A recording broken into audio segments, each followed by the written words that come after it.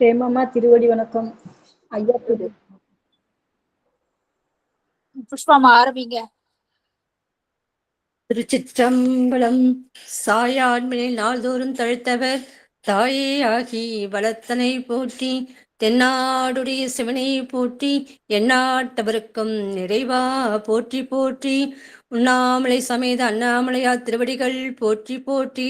திருத்தணி முருகப்பெருமாள் மலரடிகள் போற்றி போற்றி. குரு வணக்கம்.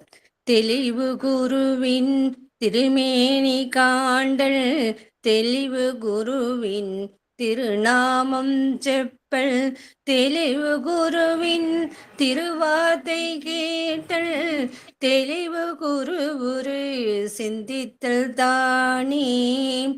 நான் எடுத்ததுல பாடிடுவா, ஐயா பாடிடுவாங்களா? பாடிடுங்க பாடிடுங்க. பிடியதன் உருவுமை கொலமிகு கரியது, வழிகொடு தனதடி வழிபடும் அவரிடர் கடிகணபதிவர அருளினன் மிகு கோடை வடிவினர் பயில் வழி வளமுறையே. நானூத்தி பூழியர்கோன் வெப்பொழித்த புகழியர்கோன் கழல் போற்றி, ஆழிமிசை கல்மிதப்பில் அணிந்த பிரான் அடி போற்றி, வாழி திரு நாவலூர் வந்தொண்டர் பதம் போற்றி, ஊழிமலி திருவாத ஊர திரு தாள் போற்றி. சிவாய திருச்சிற்றம்பலம். ஐயா ஆரம்பிக்கலாம். ஐயா வாருங்கள் ஐயா. நம பார்வதிபதையே ஹரஹர மகாதேவா. தென்னாடுடைய சிவனே போற்றி, எந்நாட்டவர்க்கும் இறைவா போற்றி, காவாய் கனகத் திரளே போற்றி, கைலை மலையானே போற்றி போற்றி. பத்தனாய் பாட மாட்டேன் பரமனே பரமயோகி, எத்தினால் பக்தி செய்கேன் என்னை நீ இகழ வேண்டாம், முத்தன முதல்வாத்தில்லை அம்பலத்தாடுகின்ற அத்தாவுன் ஆடல் காண்பான் அடியனேன் வந்தவாறே. மெய்யன்பர்களே, நம்மையெல்லாம் இயக்கிக் கொண்டிருக்கும் தில்லைக்கூத்தனின் திருப்பாதங்களை மனம் மொழி மெய்களால் வணங்கி மகிழ்கின்றேன்.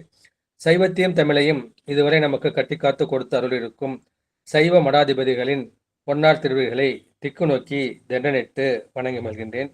இந்த இணையத்தில் இணைந்திருக்கும் அடியார் பெருமக்களின் திருவிழிகளை சிவனடியாக எண்ணி என் சென்னி மீது சுட்டுக்கொண்டு இன்றைய திருமந்திர சிந்தனையில் 4ஆம் தந்திரத்தில் முதல் தலைப்பாகிய அசபையில் நாம் இதுவரை 8 பாடல்களை சிந்தித்திருக்கின்றோம்.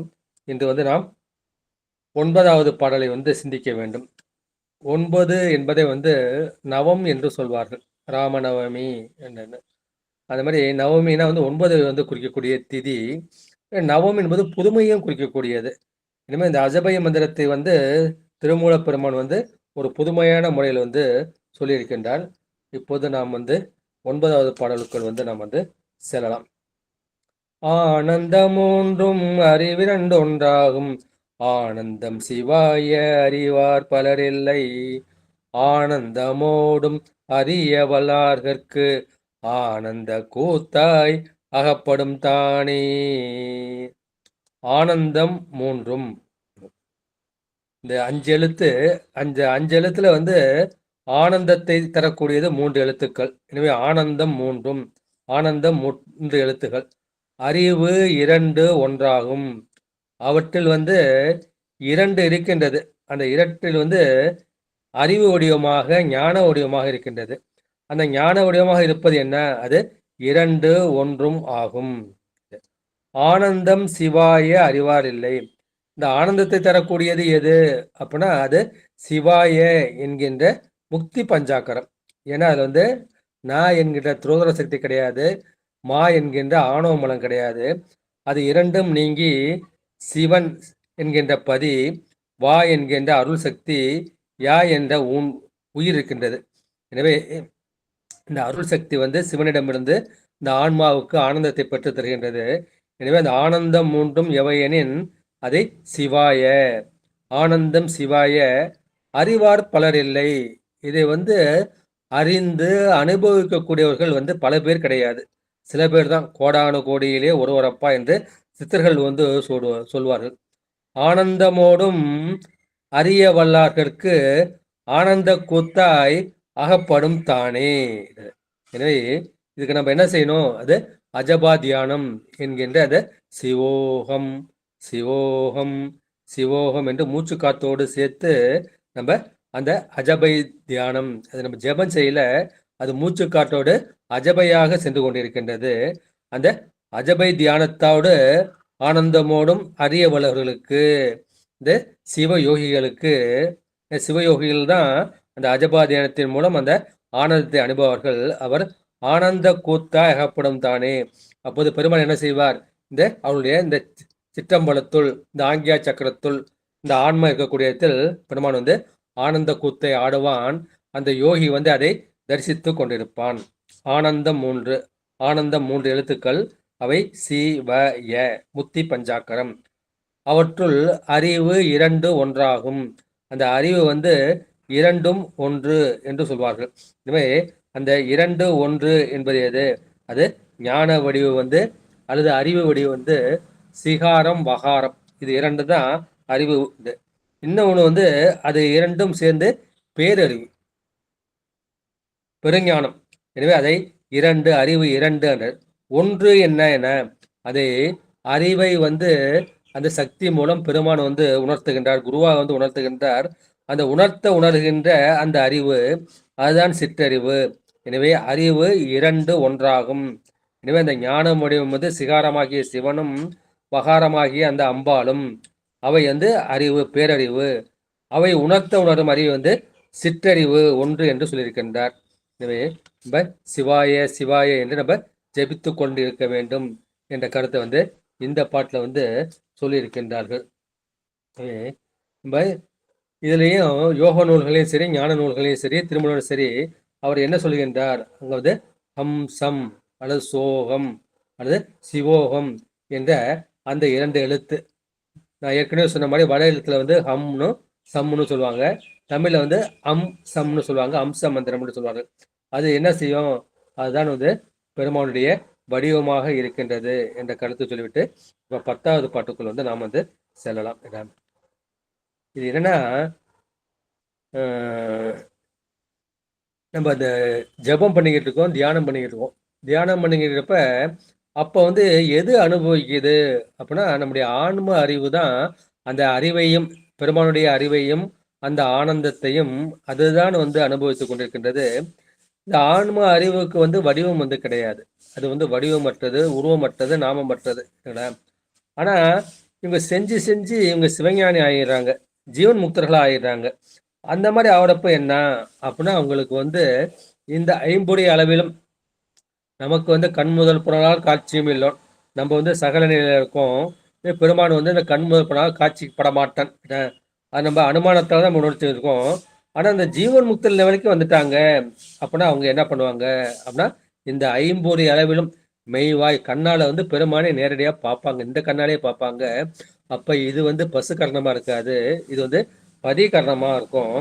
அதுக்கு உதாரணம் வந்து நம்முடைய ஞானசம்பந்தர் புராணம். அவர் என்ன சொல்றாரு? அந்த பெரிய சேக்கிலார் சொல்றாரு பெரிய புராணத்துல, திருஞான சம்பந்த புராணம் 161வது பாட்டு சொல்றாரு, உணர்வின் நேர்வர வரும் சிவபோகத்தை. இந்த சிவயோகம், சிவபோகம், சிவ தரிசனம், சிவரூபம் எல்லாமே எங்க இருக்கு? இந்த ஆன்ம உணர்வுல, ஆன்ம அறிவுல தான் வரும்.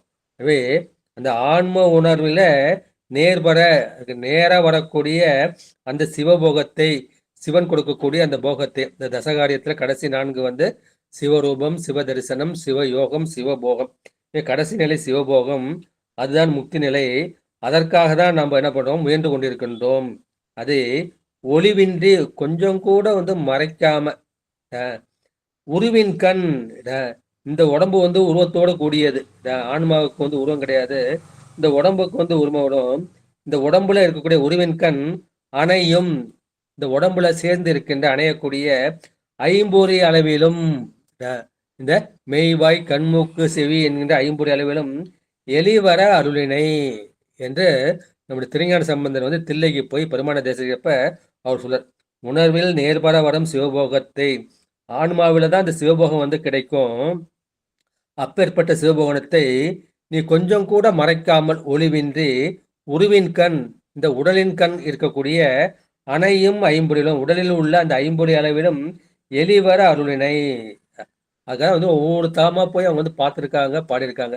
சிவபெருமானவர்களுக்கு இந்த ஐம்பொறி அளவிலும் காட்சி கொடுத்திருக்கின்றார். இதே தான் சுந்தரர் உங்களுக்கு நல்லாவே தெரியும். 5 பேர் அறிவும் கண்களே கொல்ல, இந்த 5 பொறிகளை வந்து 5 பேர்களாக அவர் வந்து உருவகப்படுத்துகின்றார். எனவே மெய்வாய் கண்மூக்கு செவி என்ற அந்த 5 வழியாக தான் இந்த ஆன்ம அறிவு என்ன செய்யுது, அது வெளிநோக்கி போகின்றது, உலகத்தை வந்து பார்க்கின்றது. அப்ப 5 பேர் அறிவும் கண்களே கொல்ல. அப்ப காது வழியா போற அறிவு, மூக்கு வழியா போற அறிவு, வாய் வழியா போற அறிவு, தோல் வழியா போற அந்த அறிவு, ஆன்ம அறிவு என்ன செய்யுது, எல்லாம் அந்த கண்களுக்கே வந்துட்டது. 5 பேரறிவும் கண்களே கொல்ல. அதை ஏன் நீங்க எப்படி பேரறிவுன்னு சொல்லுவீங்க?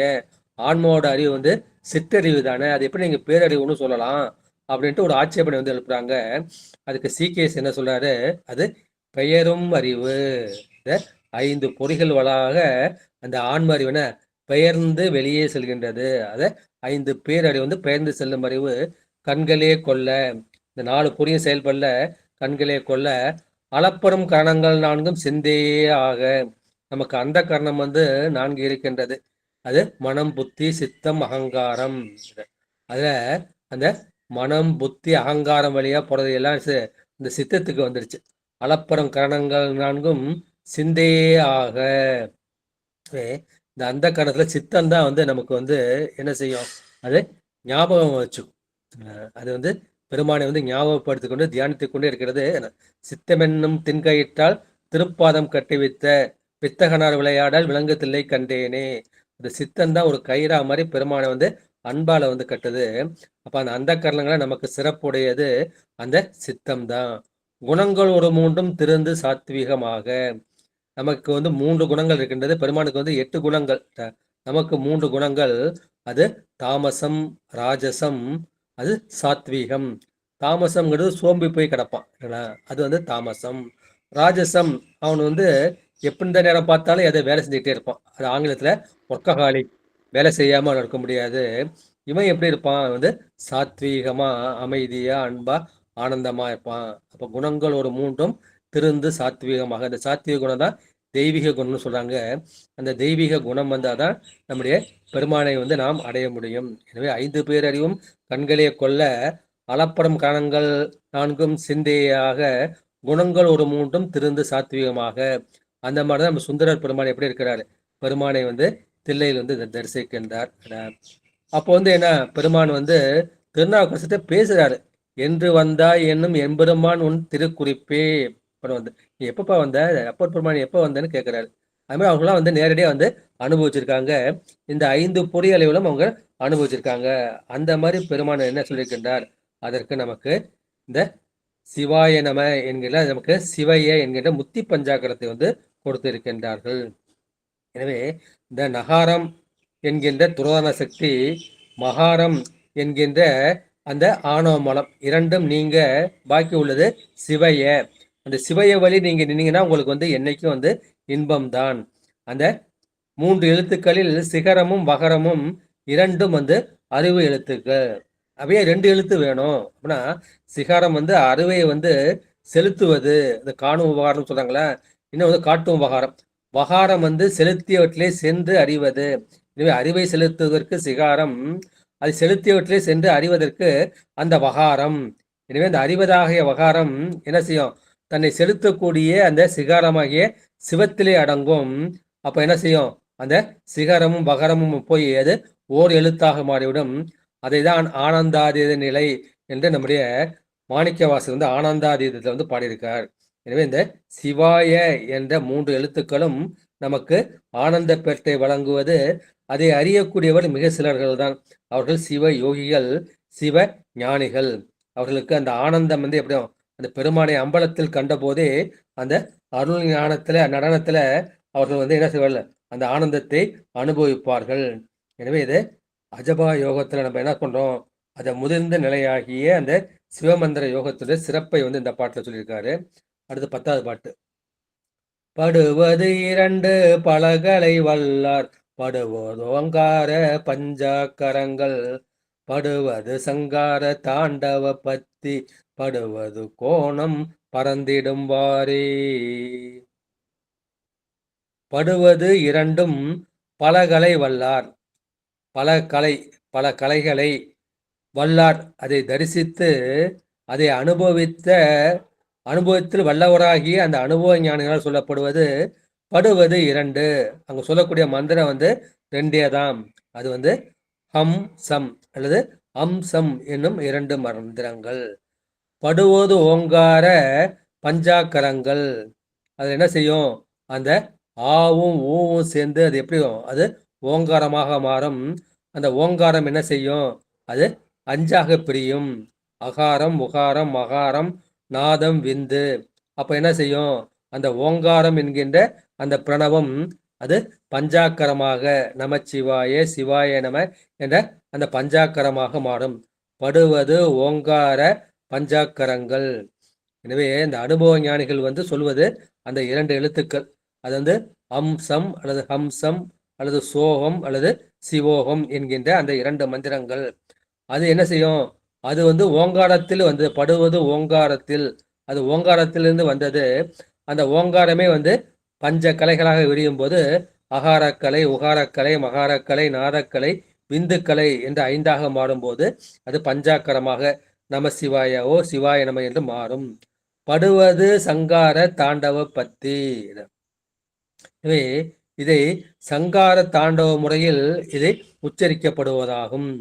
படுவது கோணம் பறந்திடும் வாரே, அது என்ன செய்யும், அது மூலமாகிய சிவத்தில் அடங்கி நின்று அது பறந்து கொண்டே இருக்கும். அந்த இன்பம் வந்து பரவி சென்று கொண்டே இருக்கும்.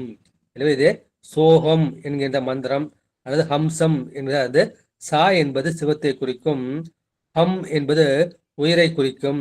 அந்த உயிருக்குள் வந்து என்ன செய்யும், அந்த சிவம் இருக்கும். இந்த உயிர் என்ன செய்யும், அது சிவத்துக்குள் அடங்கிவிடும். எனவே இந்த உயிராகிய அந்த ஒளி இறை ஒளியில் அடங்கி இருக்கும். அந்த மாதிரி அடங்கி இருந்தால் அதற்கு இந்த பிரணவமும் பஞ்சாக்கரமும் அனுபவ சித்தி ஆகும். அது எப்படி நம்ம தியானம் பண்ணணும், அது மூலாதாரத்திலிருந்து நம்ம வந்து நம சிவாய, நம்ம ஏற்கனவே பார்த்தோம் இல்லையா, மூலாதாரத்துல வந்து நம்ம நம சிவாயன்னு சொல்லுவோம். அதுக்கப்புறம் நம்ம என்ன செய்வோம், இங்க அக்னி மண்டலத்துக்கு நம்ம நம வசிய, வா என்ற எழுத்து முன்னாடி வந்துடும், நம வசியன்னு வரும். அப்புறம் இங்க சூரிய மண்டலத்துக்கு வரோம். சூரிய மண்டலத்துல நமக்கு என்ன செய்யும், அந்த நம என்ற எழுத்து வந்து நீங்கி போய்விடும். அப்போது என்ன செய்யும், அது சிவையை என்றோ வசியை என்றோ அது நமக்கு இருக்கும். அப்புறம் இங்க வரப்ப என்ன செய்யும், அது வந்து சிவா அல்லது வாசி என்று வரும். இதுதான் வந்து தியானிக்கப்படக்கூடிய முறை. எனவே சங்கார தாண்டவ முறை என்பது ஞான நடனத்தை குறிக்கும். அது சிவாய நம என்ற அந்த முறை. எனவே ஹம் சம் என்றால் என்ன, ஹம் ஆகிய அந்த உயிர் வந்து சம் என்கின்ற அந்த சிவத்துடன் ஒன்றை செய்வது, அதுதான் சங்கார கிரமம். என்ன போய் ஒடுங்கிடுது இல்லையா, ஒடுங்குறப்ப அது வந்து சங்காரம் என்று சொல்லியிருக்கிறார்கள் இந்த பாட்டுல.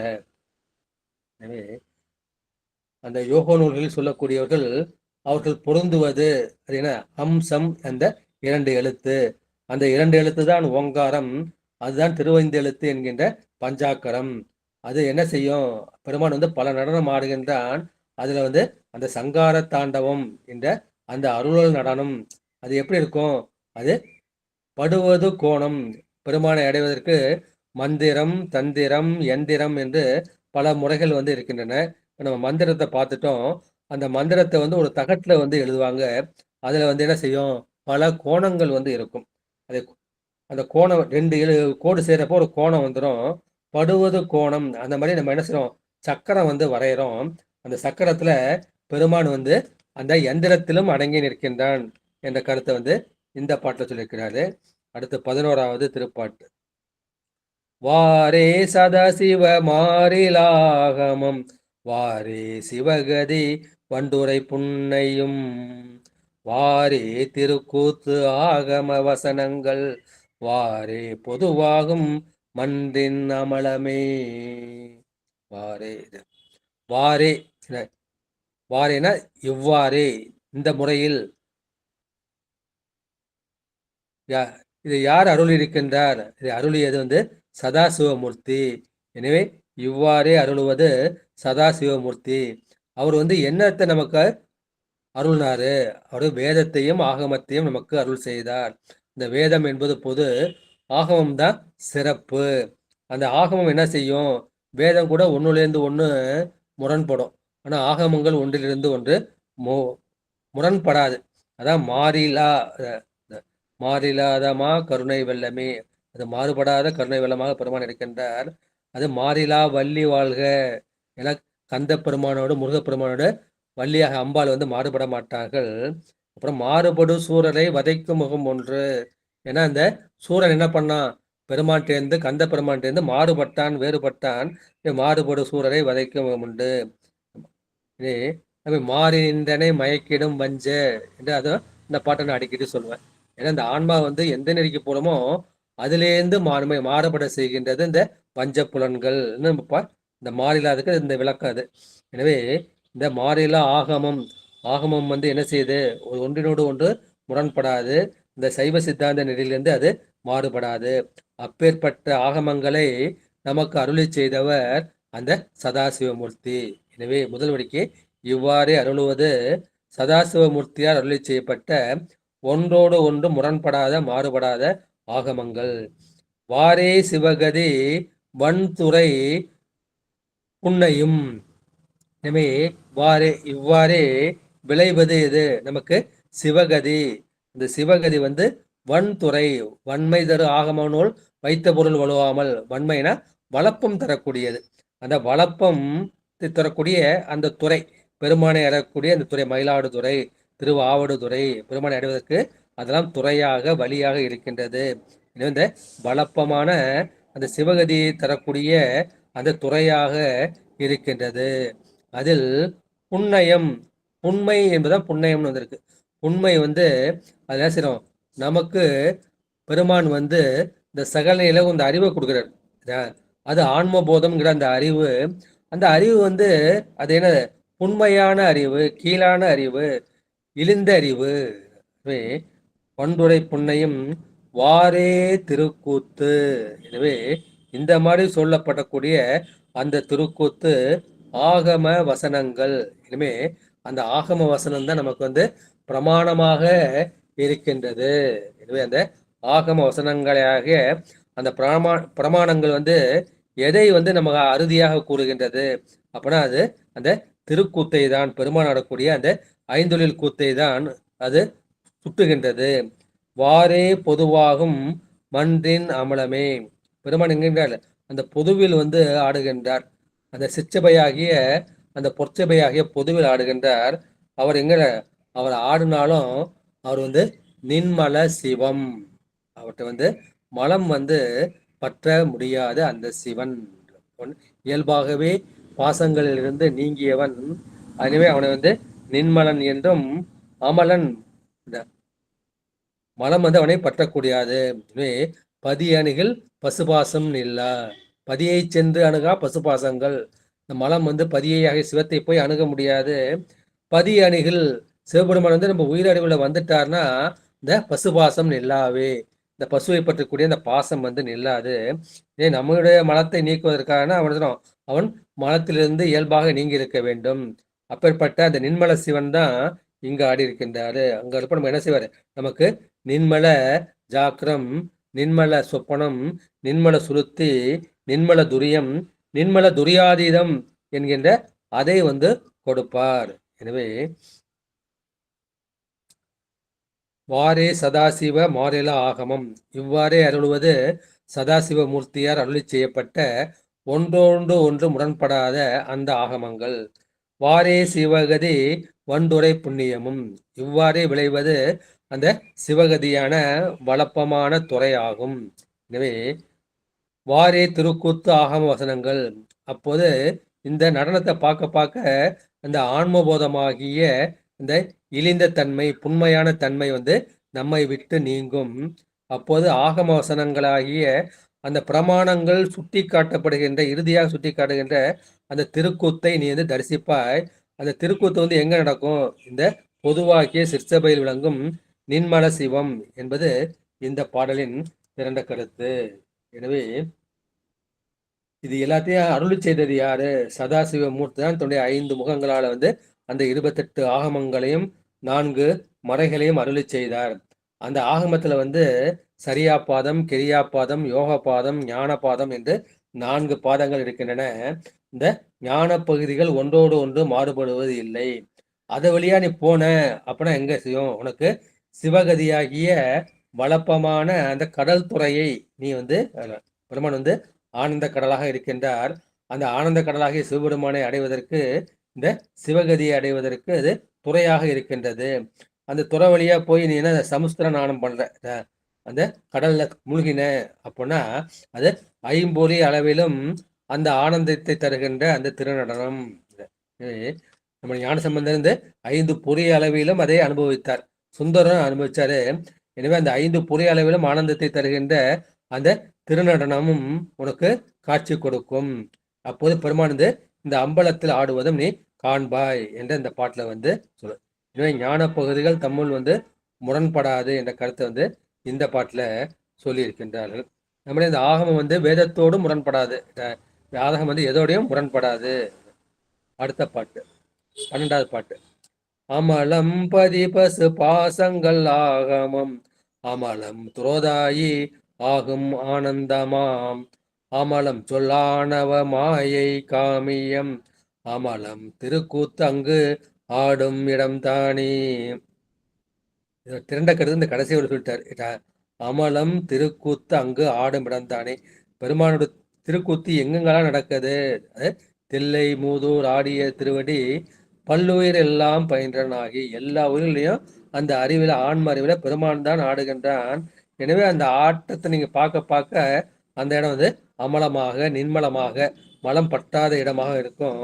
எனவே திருக்கூத்து நிகழ்கின்ற அந்த தில்லையிலும் சரி, இந்த சிற்சபையிலும் சரி, உனக்கு எல்லாமே வந்து மலம் வந்து நீங்கும் என்று சொல்லியிருக்கின்றார்கள். அமலம் பதி பசு பாசங்கள் ஆகமம். இந்த ஆகமம் தான் என்ன சொல்லுது? பதி பசு பாசம் என்கின்ற அந்த 3 பொருள்களை சொல்கின்றது. பதியாகிய சிவம், பசுவாகிய உயிர்களாகிய நாம், நம்மை கட்டியிருக்கும் பாசங்களாகிய அந்த ஆணவம், கண்மம், மாயை. எனவே பதி பசு பாசங்கள் பற்றி சொல்கின்ற இந்த ஆகமம் அது அமலம், அது மலம் சேராத சுத்தமாக இருக்கின்றது. அமலம் பதி பசு பாசங்கள் ஆகமம். பதி பசு பாசங்களை பற்றி சொல்லக்கூடிய அந்த ஆகமம் வந்து சுத்தமாக, அமலமாக, நிர்மலமாக இருக்கின்றது. அமலம் துரோதாயி ஆகும் ஆனந்தமாம். எனவே இந்த நம்ம சகல நிலையில் இருக்கிறப்ப அந்த சக்தி எப்படி இருக்கும்? அது துரோதாயி என்கின்ற அந்த மறைப்பு சக்தியாக இருக்கும். அந்த மறைப்பு சக்தி வந்து என்ன செய்யும்? இந்த ஆன்மா பக்குவம் ஆயிடுச்சுன்னா அது என்ன செய்யும்? அது நீங்கி அருள் சக்தியாக நமக்கு ஆனந்தத்தை கொடுக்கும். எனவே அந்த துரோதையாகிய நிற்கக்கூடிய அந்த சக்தியும் ஆனந்தம் விளைக்கக்கூடிய அருள் சக்தியாக சுத்தமாகும். அமலம் துரோதாயி ஆகும் ஆனந்தமாம். அமலம் சொல் ஆணவம் காமியம் மாயை. எனவே நம்ம என்ன பண்றோம்? அந்த பாசத்துல 3 இருக்கு. ஆணவம், கண்மம், மாயை. எனவே அந்த மலக்கூட்டத்தில் வைத்து சொல்லப்படக்கூடிய அந்த ஆணவ மலம், மாயாமலம், கண்ம மலம், அது 3ம் என்ன செய்யும்? இது நீ பயிற்சி செய்ய செய்ய அது சுத்தமாக மாறிவிடும். அமலம் திருக்கூத்து அங்கு ஆடும் இடம்தானே. எனவே பெருமான் இந்த திருக்கூத்து ஆடுகின்ற இந்த ஆன்ம அறிவுல தான் பெருமான் வந்து ஆடுகின்றார். அந்த இடமும் அந்த சிற்சபை, பொற்சபை, கனகசபை எல்லாமே என்ன? அது அமலம், சுத்தமானது என்று சொல்லியிருக்கின்றார். இந்த பாட்டுல சொல்லியிருக்கின்றார்கள். எனவே அமலம் என்று சொல்லப்படக்கூடிய அந்த நடனம் ஆகிய அந்த 5 நடனமே அது எப்படி இருக்கின்றது? அது பதி பசு பாசங்கள் என்கின்ற அந்த முப்பொருளாக இருக்கின்றது. அந்த முப்பொருளை பற்றி சொல்லக்கூடிய அந்த ஆகமமாகவும் இருக்கின்றது. அதுவேதான் துரோதான சக்தியாகவும் அருள் சக்தியாகவும் இருக்கின்றது. அந்த நடனம் செய்யும் போது அந்த 3 பாசங்கள், ஆணவம், கண்மம், மாயை என்ற அந்த 3 பாசங்களும் நீங்கி அதை நிகழக்கூடிய அந்த அம்பலம் என்ன இருக்கும், அதுவும் வந்து அம்பலமாக நிர்மலமாக இருக்கும். அங்கே உனக்கு அருள் கிடைக்கும் என்று இந்த படத்துல சொல்லியிருக்காரு. பதி பதி என்று சொன்னாலே அவன் வந்து ஐந்தொழில் செய்பவன். அது வந்து அவனுடைய தடத்த நிலையை வந்து நமக்கு குறிக்கக்கூடியது. அடுத்த 13வது திருப்பாடல். தானே தனக்கு தலைவனுமாய் நிற்கும். ஒரு புக்கில் வந்து தலைவனுமாய் நிற்கும்னு போட்டிருக்கு, இன்னொரு புக்கில் வந்து தலைவியுமாய் நிற்கும். அது ரெண்டுக்கும் வந்து வேறுபட கிடையாது. தலைவனும் தலைவியும் ஒன்றை விட்டு ஒன்று பிரிவதில்லை, சிவனும் சக்தியும் பிரிவதில்லை. அது வந்து சாதாரணமயமாக இருக்கின்றது. எனவே தானே தனக்கு தலைவனுமாய் நிற்கும் அல்லது தலைவியுமாய் நிற்கும். தானே தனக்கு தனமலையாய் நிற்கும். தானே தனக்கு தன்மயமாய் நிற்கும். தானே தனக்கு தலைவனுமாமே. அந்த திருக்கூத்து ஆடக்கூடிய அந்த சிவபெருமானே, அந்த பதியே, அந்த தலைவனே தனக்கு தலைவனா, அவன் தனக்கு தான் தலைவனா, அவனுக்கு மேல வேற யாரும் அவனுக்கு வந்து தலைவன் இருக்கின்றார்கள். அதுவே தனக்கு தலைவியுமாகவும் இருக்கணும். அது தனக்கு தனமலையாய், தனம் என்பது எதை குறிக்கும் அப்படிங்கிறது செல்வத்தை வந்து குறிக்கும். அது பெருமான் வந்து எப்படி இருப்பான், அங்க செல்வ மலமாக இருப்பான். தனம் தானியம் பகுபுத்திர லாபம் என்று வந்து நம்ம சொல்லுவாங்க இல்லையா, வேதத்துல நம்ம வந்து சங்கல்பம் பண்றப்ப தனதானியம் பகுபுத்திர லாபம்னு சொல்லுவாங்க. அதுபோல தனம் என்பது அந்த செல்வத்தை குறிக்கும். அந்த செல்வம் எதுக்கு வேணும் அப்படின்னா, நமக்கு வந்து அது இந்த உலகத்துக்கு போகத்திற்கு வேண்டியது இந்த பொருள் செல்வம். நமக்கு அந்த பரபோகத்துக்கு வேண்டியது அறச்செல்வம், அந்த அருள் செல்வம். எனவே தனக்குத்தானே தனமலமாய் இருக்கும். நம்முடைய இகபர போகத்திற்கு வேண்டிய அந்த செல்வமலையாகவும் அந்த பெருமான் தான் திகழ்கின்றான். தானே தனக்கு தன்மயமாய் நிற்கும். சிவன் வந்து அந்த சொரூப நிலையில் இருக்கிறப்ப அவன் எப்படி இருக்கான், அவன் வந்து சத்து சித்து ஆனந்தமாக, அந்த ஆனந்த சொரூபமாக சிவம் வந்து அந்த ஆனந்த சொரூபமாய் நிற்கும். எனவே பெருமான் சொரூப நிலையில் தனக்குத்தானே தன்மயமாய் ஆனந்த மயமாக இருப்பான். தனக்குத்தானே தலைவனுமாகும்.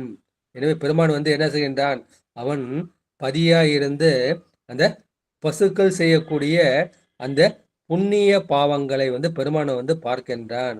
அப்ப என்ன செய்யற, அந்த புண்ணியம் என்பது நல்வினை, நல்வின் பயனாக அவனுக்கு இன்பத்தை வந்து கொடுப்பான். பாவம் என்பது தீவினை, அந்த தீவினை பயனாக துன்பத்தை கொடுப்பான். அவன் என்ன செய்கின்றான், அந்த ஆன்மாக்களுக்கு அந்த இன்ப துன்ப பயன்களை அதை வந்து ஊட்டுகின்றான். ஆகவே இந்த மந்திரம் என்ன சொல்ற, பெருமான் வந்து அந்த அஜபயாக ஹம்சம் என்றோ சோகம் என்றோ சிவோகம் என்றோ அவன் ஆடிக்கொண்டிருக்கின்றான் என்ற அந்த நடன பயனை வந்து இந்த பாட்டுல வந்து அவர் வந்து குறித்திருக்கின்றார்கள். எனவே திருக்கூத்து ஆடுமிடம் எது, திருக்கூத்து ஆடுமிடம் வந்து அந்த அருள் தான். பெருமானுடைய ஆடக்கூடிய இடமும் அருள் தான், அவன் தரிக்கக்கூடிய திருமேனியும் வந்து அருள் தான். அப்போது அந்த அருளாகிய சக்தி என்ன செய்யும், அருளாகிய சக்தி வந்து அதற்கு மேற்பட்ட தலைவி கிடையாது. எனவே அந்த அருளாகிய சக்தி தனக்கு வேறொரு தலைவி இல்லாமல் தனக்குத்தானே தலைவியுமாய் நிற்பார். தலைவியுமாய்ங்கிறதுக்கு இந்த மாதிரி சொல்லலாம். தானே தனக்கு தனமலையாய் நிற்கும். நமக்கு தனம் என்பது அந்த பொருள்களை வந்து குறிக்கும். நம் வாழ்க்கைக்கு வேண்டிய இன்றியமையாத அந்த பொருளுமாகவும் இருக்கும். அதுபோல தனக்குத்தானே தன்மயமாகவும் நிற்கும். தன்மயமாய் நிற்பது அப்படி சூக்குவமா இருக்கும். அது ஸ்தூலமா நம்ம பார்க்க முடியாது, அது சூக்குவமா இருக்கும். எனவே அவனா இவனுக்கு சிவனாக இருப்பதும் அம்பாள் தான், அம்பாளாக இருப்பதும் சிவன் தான். அந்த ஒன்றே வந்து இரண்டாகும், இரண்டும் வந்து ஒன்றாகவும் இருக்கும் என்ற கருத்து வந்து இந்த பாட்டுல புரிகிறது. இப்ப இந்த பாட்டு வந்து 13வது பாட்டு தலைவனும் முடியுது இல்லையா, அடுத்து அந்தாதி அமைப்புல வந்து தலைவனுமாய் என்கின்ற அந்த பொருளோட அடுத்த பாட்டு 14வது பாட்டு வந்து தலைவனுமாய் நின்ற தற்பர கூத்தனை, தலைவனுமாய் நின்ற சற்பாத்திரத்தை, தலைவனுமாய் நின்ற தாதவில் ஞான, தலைவனுமாய் நின்ற தாளினை தானே. தலைவனுமாய் நின்ற அந்த தற்பர கூத்து. பெருமான் தான் அந்த எல்லாருக்கும் தலைவனாக, அம்பாளுக்கு அவன் தான் தலைவனா இருக்கான், உமாபதியாக இருக்கின்றான். அப்பேற்பட்ட தலைவனுமாய் நின்ற அந்த சிவபரம்பொருள் என்ன செய்யும், தற்பர கூத்து. பரம் என்பது மேலானது, அந்த சிவபரம்பொருள் அது கூத்தாடுகின்றது, ஐந்தொழில் கூத்தாடுகின்றது. அது என்ன செய்யும், அந்த தலைவனுமாய் நின்ற அந்த தாளினை தானே, அவன் ஆடும்போது வலது திருவடி அது ஞானத்தை குறிக்கக்கூடிய திருவடி, இடது திருவடி அது அம்பாள் திருவடி அது கிரியை தரக்கூடியது. எனவே அந்த ஞானம் கிரியை ஆகிய அந்த 2 திருவடிகளே என்ன செய்யும், அது நமக்கு தலைவனாக நிற்கின்றது. அந்த மாதிரி நிற்கும்போது நான் எப்படி இருக்கேன், நான் வந்து இது வரைக்கும் வந்து மோசமான பாத்திரமா இருந்தேன். இப்போது நான் சற்பாத்திரமாக நல்ல பாத்திரமாக இருக்கும். ஒரு பாத்திரம் இருக்கு, அது நல்லா கழுவி பால் வாங்கினாதான் அந்த பால் வந்து திரளாம இருக்கும். இப்படி சிங்கத்தோட பால் போகணும்னா என்ன பண்ணும், உங்களுக்கு தங்க பாத்திரத்தை வந்து கொண்டு போகணும். இது மேலான அறிவு இல்லையா? அப்ப நம்ம அறிவு என்ன பண்ணுவது, சற்பாத்திரமாக நல்ல பாத்திரமாக மாற வேண்டும். அந்த மாதிரி இருந்தா பெருமாள் என்ன செய்வார், அந்த ஞானத்தை வந்து ஞானம் வந்து ஒரு மலராக இருக்கின்றது. அந்த மலர் வந்து இப்படி விரிகின்றது. விரியும் போது அதிலிருந்து மனம் வீசுகின்றது. தாது என்பது அந்த மகரந்த தாதுக்களை குறிக்கும். அப்போது மனம் வரும். அவன் என்ன செய்யறான், அந்த ஞானத்தை அவிழ்த்து உனக்கு வந்து அந்த ஞானத்தை கொடுத்து தன்னுடைய தாளினை கொடுக்கின்றான். இணையார் திருவடி என் தலைமேல் வைத்தலுமே. நீ சர்ப்பாத்திரம் ஆயிடுச்சுன்னு வச்சுக்க, பெருமாள் என்ன செய்வார், உடனே தன்னுடைய இணையான திருவடியை என் தலைமேல் வைப்பார். அப்ப துணையான சுற்றங்கள், இந்த தத்துவ கூட்டம் தான் துணையை நினைச்சுக்கிட்டு இருந்தேன். 36 தத்துவம். இந்த தத்துவம் மனைவி மக்கள் மச்சான் தான் துணை நினைச்சுக்கிட்டேன். அத்தனையும் விட்டொழிந்தேன், அத்தனை விட்டு நீங்கி போயிடுச்சு என்ற பாரு. எனவே சர்ப்பாத்திரம் ஏன்னா அவன் தான் வந்து எல்லாவற்றையும் தாங்குபவனாக இருக்கின்றான். என்னை தாங்குனர் இல்லை என் வாழ்முதலே, எம்பெருமான் என்னை தாங்கிக் கொள்ளே என்று திருவாசல பல இடத்துல நம்ம பார்க்கிறோம். பெருமான் தான் எல்லாரையும் தாங்கிக் கொண்டிருக்கின்றான், எல்லாவற்றிற்கும் தாங்கிக் கொண்டிருக்கின்றான், எல்லாவற்றிற்கும் அவன்தான் ஆதாரமாக இருக்கின்றான். அந்த ஆதாரத்துல நான் வந்து இந்த ஆட்டம் ஆடுறேன் இல்லைங்களா, இந்த பேச்சு பேசுறேன். அதுல சிவபெருமான் வந்து ஆதாரமாக இருந்து தாங்குவதால் தான் என்னால் பேச முடிகின்றது, நினைக்க முடிகின்றது, சிந்திக்க முடிகின்றது. எனவே அந்த அவன் தாதவில் ஞானத்தை அவன் வந்து அந்த பரஞானத்தை தரக்கூடிய அந்த திருவள்ளுவாகிய அந்த திருவடி 2ம் அதுதான் எனக்கு தலைவனாக இருக்கின்றது என்ற கருத்தை வந்து இந்த பாட்டுல வந்து சொல்லியிருக்கின்றார்கள். தற்பரம்னா பெருமான் வந்து அந்த இடத்துல வந்து சொரூபமா இருப்பான். அவனுக்கு வந்து இந்த ஐந்தொழில் இருக்காது. எனவே அவனுக்கு யாதொரு தொழிலும் இன்றி சிவனாய் நிற்றிருக்கின்ற அந்த சொரூப சிவனே என்ன செய்கின்றான், அவன் வந்து ஐந்தொழில் செய்யும் போது பதியாகவும் இருக்கின்றான். அப்பேற்பட்ட அந்த சிவனது தன்மையும் அவன் செய்கின்ற அந்த 5 தொழில்களில் அந்த பயனையும், அதை இறுதி தொழில் எது, அது வந்து அனுகிரகமாகிய அந்த அருள், படைத்தல் காத்தல் ஒடுக்கல் மறைத்தல் அருளல். எனவே இறுதி தொழில் வந்து அருளாகிய அந்த அனுகிரகம். அந்த அருளின் பயனை வந்து ஏற்கக்கூடிய பக்குவம் வாய்ந்த சற்பாத்திரமாக நான் மாற வேண்டும். அந்த மாதிரி நான் நல்ல பாத்திரமா நான் மாறிட்டேன். பாத்திரத்தினா கழுவிட்டேன், விளக்கிட்டேன். இதுல ஆணவம் கண்மம் மாயை என்கின்ற அந்த மாசுக்கள் எதுவும் இல்லை.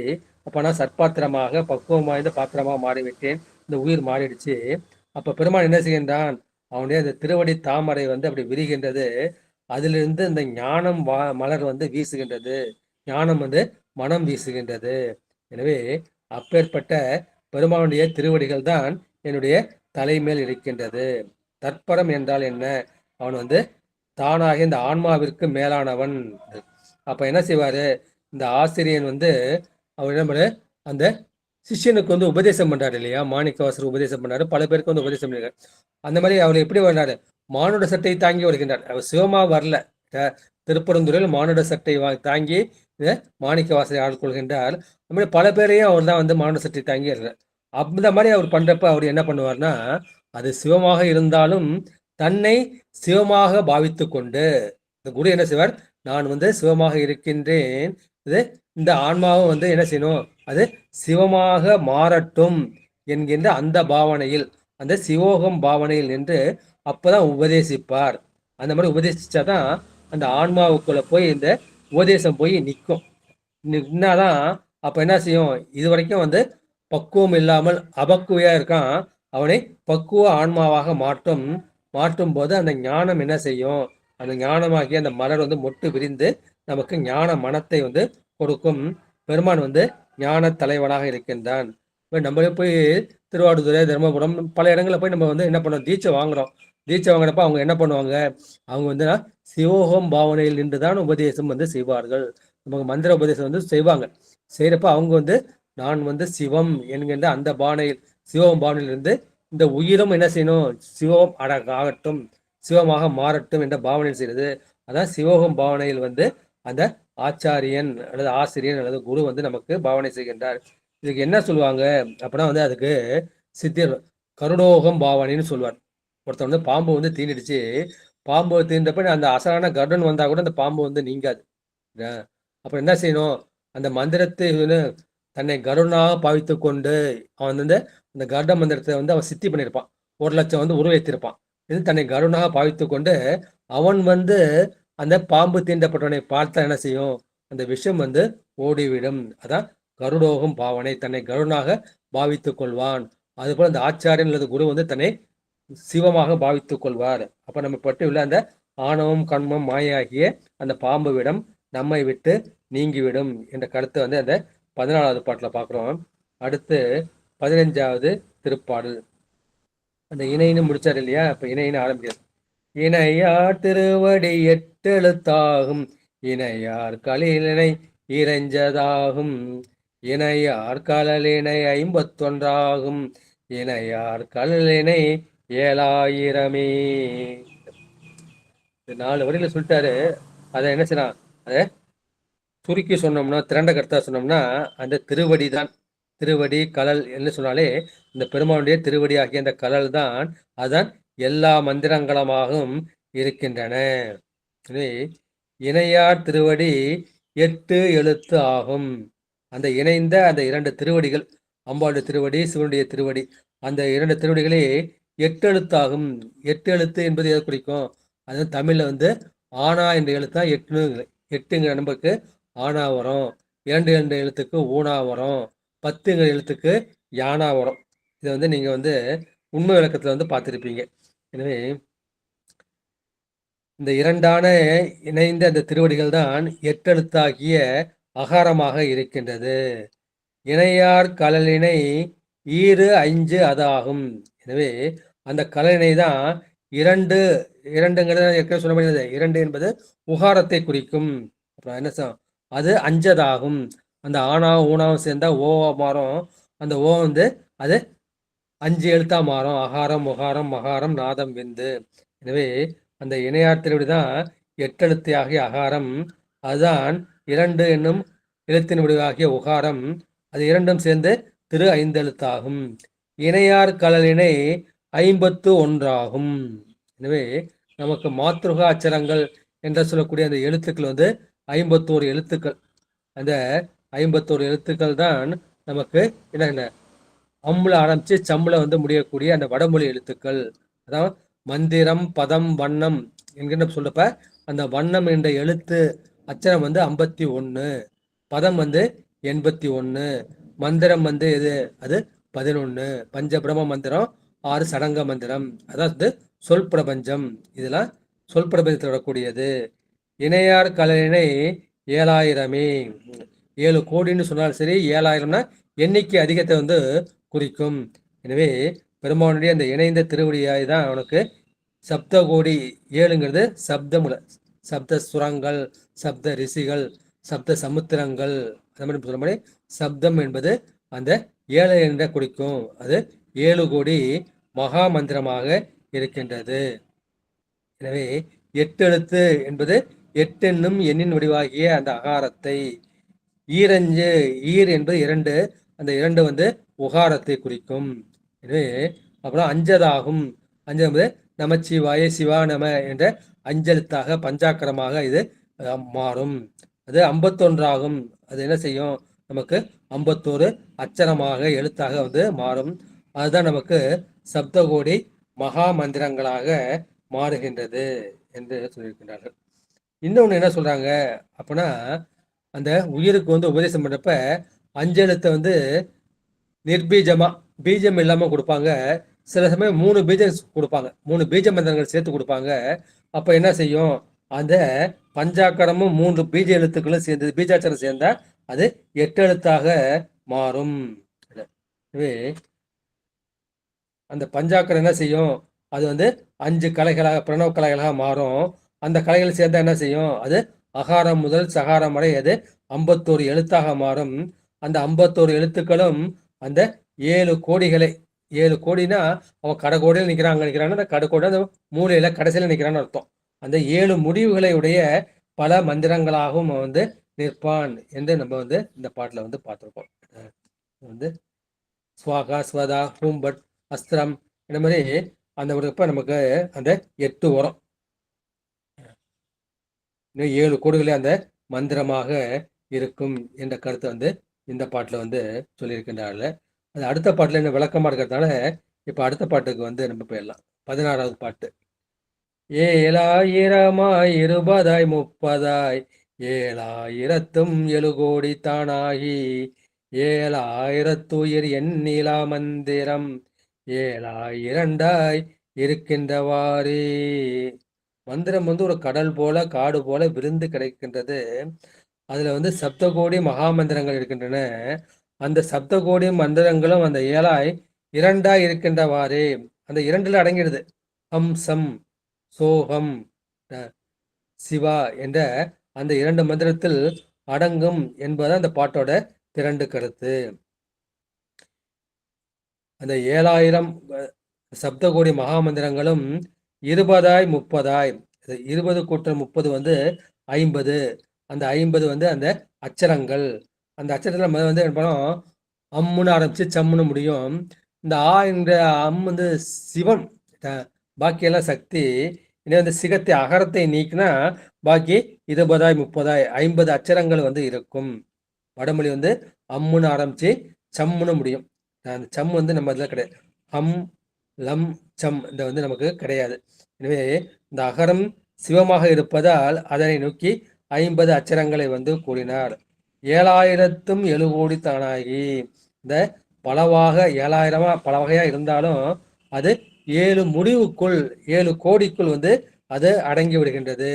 அந்த 7 கோடிகள் வந்து என்ன கோடின்னு அந்த கடைசி வார்த்தை அதான் வந்து கோடின்னு சொல்றது.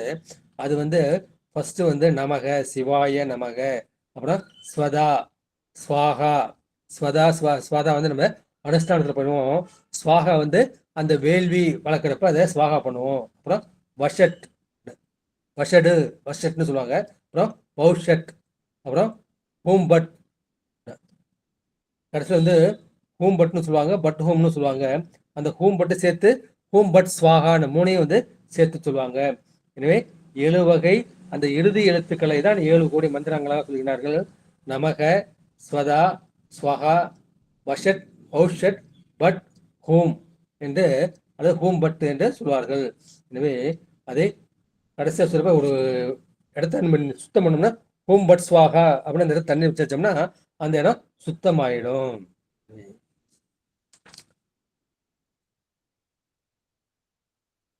இவை நமக ஸ்வாதா ஸ்வக் வஷட் ஔஷட் ஹோம் ஹோம் பட் என்ற 8 முடிவுகளை 7 முடிவுகளை கொண்டது. எனவே 7000 உயிர் எண்ணிலா மந்திரம். இது கணக்கற்ற ஒவ்வொரு மந்திரத்துக்கும் ஜீவன் இருக்கின்றது, உயிர் இருக்கின்றது. எனவே மந்திர ஆன்மான்னு சொல்லுவாங்க. வந்து ஜபிக்க ஜபிக்க இந்த ஆன்மா வந்து மந்திர ஆன்மாவா மாறிடும்.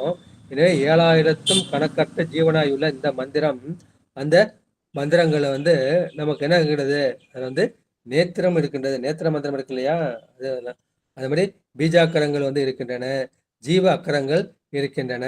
அது வந்து உயிருடையது என்று அந்த கருத்தை வந்து சொல்றாரு.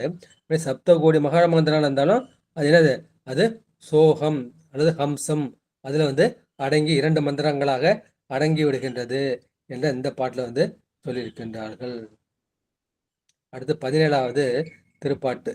இருக்கின்ற மந்திரம் 7000 இருக்கின்ற மந்திரம் இத்திரம் இல்லை, இருக்கின்ற மந்திரம் சிவன் திருமேனி, இருக்கின்ற மந்திரம் இவ்வண்ணன் தானே. இந்த மந்திரங்கள் எல்லாம் பெருமானுக்கு திருமேனியாக இருக்கின்றது. இப்ப நமச்சிவாயங்கிற மந்திரம் இருக்கு, நமங்கிறது இந்த பெருமானுக்கு அத கால்களாக இருக்கின்றது. மா வந்து வயிறாக இருக்கின்றது, வா வந்து மார்பாக இருக்கின்றது, சீங்கிறது தொடாக இருக்கின்றது, வா என்பது முகமாக இருக்கின்றது, யா என்பது முடியாக இருக்கின்றது. நமச்சிவாயங்கிற மந்திர வடிவத்தை வந்து நம்ம பார்த்திருக்கின்றோம். எனவே இருக்கின்ற மந்திரம் 7000. அந்த 7000 இருக்கின்ற இந்த மந்திரங்களை காட்டிலும் இருக்கின்ற மந்திரம் இத்திரம் இல்லை. இந்த வேற இருக்கின்ற மந்திரங்கள் வந்து இதைவிட சிறப்பான மந்திரங்கள் இல்லை. இருக்கின்ற மந்திரம் சிவன் திருமேனி. இந்த உலகத்துள்ள எல்லா மந்திரமும் பெருமானுக்கு திருமேனியாக அருள் சக்தியாக இருக்கின்றது. இருக்கின்ற மந்திரம் இவ்வண்ணம் தானே. எனவே இந்த மந்திரங்கள் எல்லாம் இந்த வண்ணமாக இந்த எழுத்தாக இருக்கின்றன. வண்ணம் என்பதை அது எழுத்தாக நம்ம கொள்ள வேண்டும். இவ்வண்ணம் என்று சொன்னது அந்த ஹம்சம் என்கின்ற அந்த அஜபா மந்திரம். அந்த அஜபா மந்திரம் தான் உள்ளும் போது நம்ம சோஹம், உள்ள உறுப்ப சோ என்றும் வெளியே உறுப்ப ஹம், உள்ள உறுப்ப சிவோ என்றும் வெளியே உறுப்ப நம்ம ஹம் என்றும் சொல்லியிருக்கின்றார்கள். இதுதான் நம்ம ஓண நடனம், ஞான நடனம், ஆனந்த நடனம் என்று நம்ம எதில் பார்த்துருக்கோம், உண்மை விளக்கத்தில் நம்ம விரிவாக பார்த்துருக்கோம். இதுக்கு ஒரு சித்தியார் பாட்டு ஒன்று இருக்குது, அது சொல்றேன். சுத்தமாம் விந்து தன்னில் தோன்றிய ஆதலாலும் சக்திதான் பிரகடித்து பின் தான் அதிர்த்து கொண்டே அத்தினால் புத்தி முதல் முக்தி அளித்ததால் அரணுக்கென்றே வைத்தவாம் மந்திரங்கள் வடிவன மறைகளெல்லாம். எனவே இது எங்க தோன்றுது? அந்த நாதம் இதில் தோன்றுது. தோன்றி என்ன செய்கின்றது? அந்த சக்தியை கொண்டே என்ன அதிர்ஷ்ட குத்து கொண்டு நிற்கின்றது. அதன் மூலமாக நமக்கு புத்தி சக்தி முக்திலாம் கிடைக்குது. எனவே இந்த அரணுக்கு கொடுத்த இந்த மந்திரங்கள் எல்லாம் அது சிவனுக்கு வடிவாக நிற்கின்றன என்று மறைகள் எல்லாம் வேதங்கள் எல்லாம் சொல்கின்றது என்று அந்த 17வது திருப்பாட்டில் சித்தியர்ல அவர் சொல்லியிருப்பார். அடுத்து 18வது திருப்பாடு. தனக்கே தானே தனக்கு தகு நட்டம் தானாகும் தானே அகார உகாரமதாய் நிற்கும் தானே ரீங்காரம தத்துவ கூத்துக்கு தானே உலகில் தனி நடம் தானே.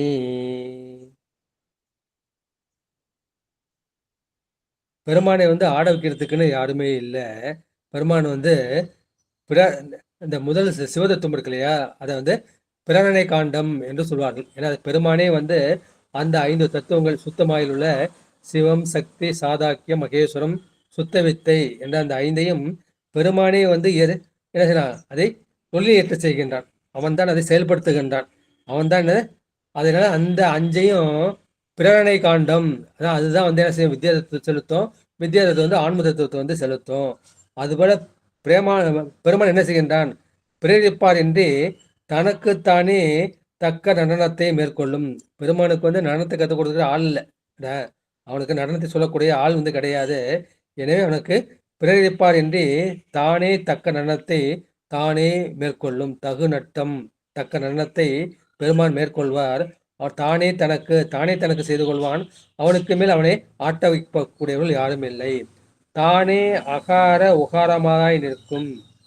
அகாரம் என்பது சிவன், உகாரம் என்பது சக்தி, அது உமா என்பது தேவி பிராணம்னு சொல்லுவாங்க. அது ஊ இம் ஆ என்ற பெருமான் அந்த காத்தல் தொழில் செய்யக்கூடிய அந்த விஷ்ணு தான் அங்க அம்பாளாக இருக்கின்றார். அரியலால் தேவி இல்லை இந்த திருவிளையாட்டு பதிகம்ல வரும் இல்லையா. எனவே பெருமான் தான் அகாரமாகிய சிவனாகவும் உகாரமாகிய அந்த சக்தியாகவும் தானே நிற்கும். பெருமான் தானே நிற்பான். தானே ரீங்கார தனித்தத்துவ கூத்திற்கு இந்த ரீம், ஐம், ஹ்ரீம், ஸ்ரீம் இந்த வடமொழியில மந்திரம் வரும். அது அந்த ரீம் என்பது மாயா பீஜம்னு சொல்லுவாங்க.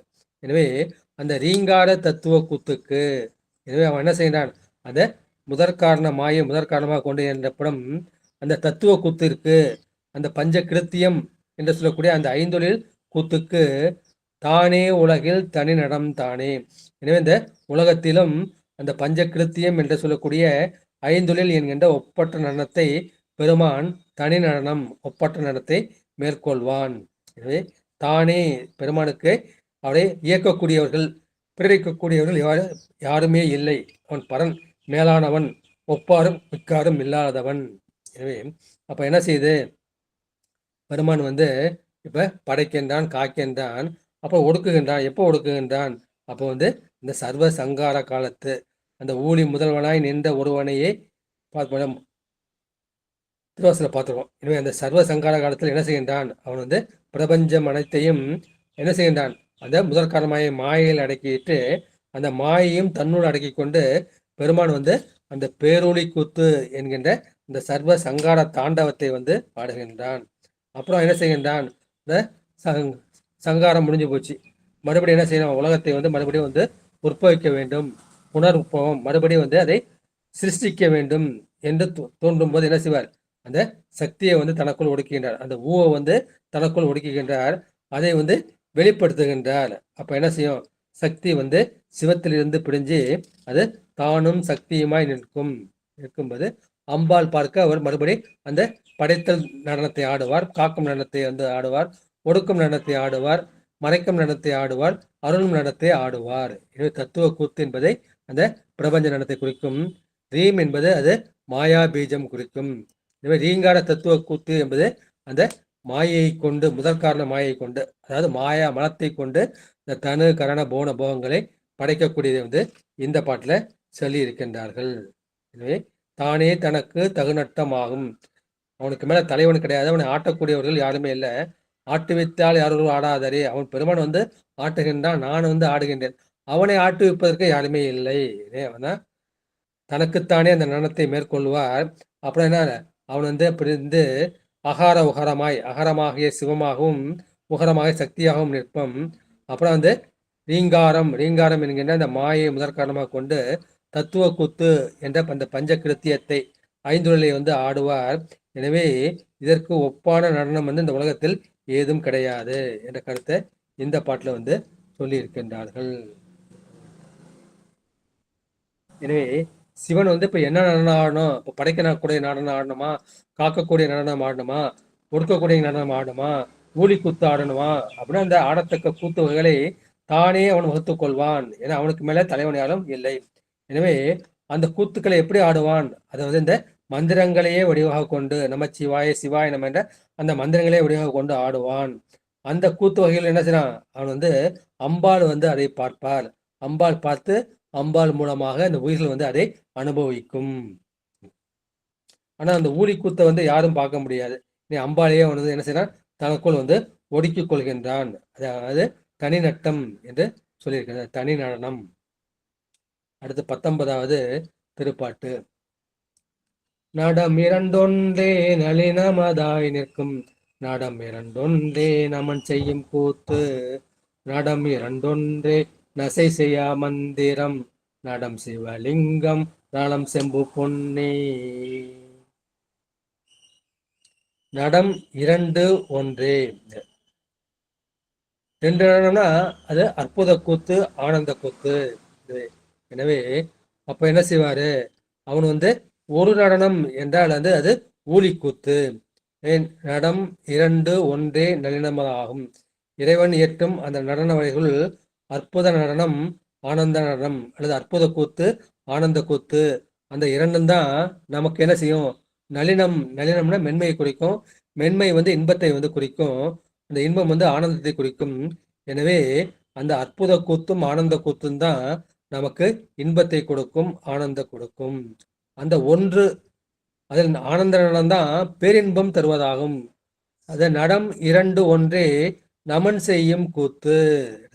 எனவே அந்த பிரளய தாண்டவம், சங்கார தாண்டவம் என்ற அந்த சங்காரம் என்கின்ற அந்த அழித்தல், அந்த அழித்தல் தொழிலை வந்து நமனுக்கு கொடுத்திருக்கின்றார்.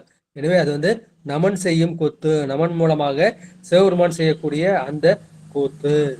நடம் இரண்டு ஒன்றே அது நகை செய்யும் மந்திரம். பெருமான் வந்து அது பொதுவாக ஆடுகின்றார். இரண்டாவது அனவரதம் எப்பொழுதும் ஆடிக்கொண்டிருக்கின்றார். எனவே பொது அனவரதம் என்கின்ற அந்த இருவகை நடனங்களுள் அதனா அனவரத நடனமே நகை செய்யும் மந்திரம். இந்த ஆன்மாவுக்களுக்கு அந்த இன்பத்தை, அந்த விளக்கத்தை செய்யக்கூடிய, ஆன்மாவை சிரிக்க வைக்கக்கூடிய அந்த மந்திரமாக இருக்கின்றது. நடம் சிவலிங்கம், நடனம் சிவலிங்கமாகும். நலம் செம்பு பொன்னே, இதனால் வரக்கூடிய இந்த நலம் நன்மை என்ன, இந்த நன்மையினால என்ன செய்யுது, செம்பு வந்து பொன்னாக மாறுகின்றது. இந்த செம்பான களிம்பு பிடித்த இந்த ஆன்மா என்ன செய்கின்றது, அது பொன்னாக சிவமாக மாறுகின்றது. மறுபடியும் சொல்ல, நடம் இரண்டு ஒன்றே நளினமதாகும். இறைவன் ஏற்றக்கூடிய அந்த நடன வகைகள் அற்புத நடனம், ஆனந்த நடனம், அந்த இரண்டுமே நமக்கு நளினமான இன்பத்தை கொடுக்கக்கூடியது. நடம் இரண்டு ஒன்றே நமன் செய்யும் கூத்து, அதில் இந்த ஆனந்த நடனம் தான் நமக்கு பேரின்பம் கொடுப்பது. பெருமான் வந்து அந்த பிரளய நடனம், சங்கார நடனம் என்று செய்கிறாரு. அந்த சங்காரம் தான் நமன் செய்யக்கூடிய கூத்தாக இருக்கின்றது. அப்புறம் நடம் 2 ஒன்றே நகை செய்யும் மந்திரம். அந்த இருவகை நடத்துல அது அனவரத தாண்டவம், அந்த பொது நடனம் என்ற 2 நடனம் இருக்கின்றது. அதுதான் ஆன்மாவுக்கு விளக்கத்தை செய்கின்றது. நடம் சிவலிங்கமாகும். அந்த நடனம் தான் சிவலிங்கமாக இருக்கின்றது. அது நடம் செய்யும் செம்பு பொன்னே. அதுதான் நமக்கு நன்மையை செய்கின்றது. என்ன நன்மை செய்கின்றது? செம்பை பொன்னாக்குகின்றது.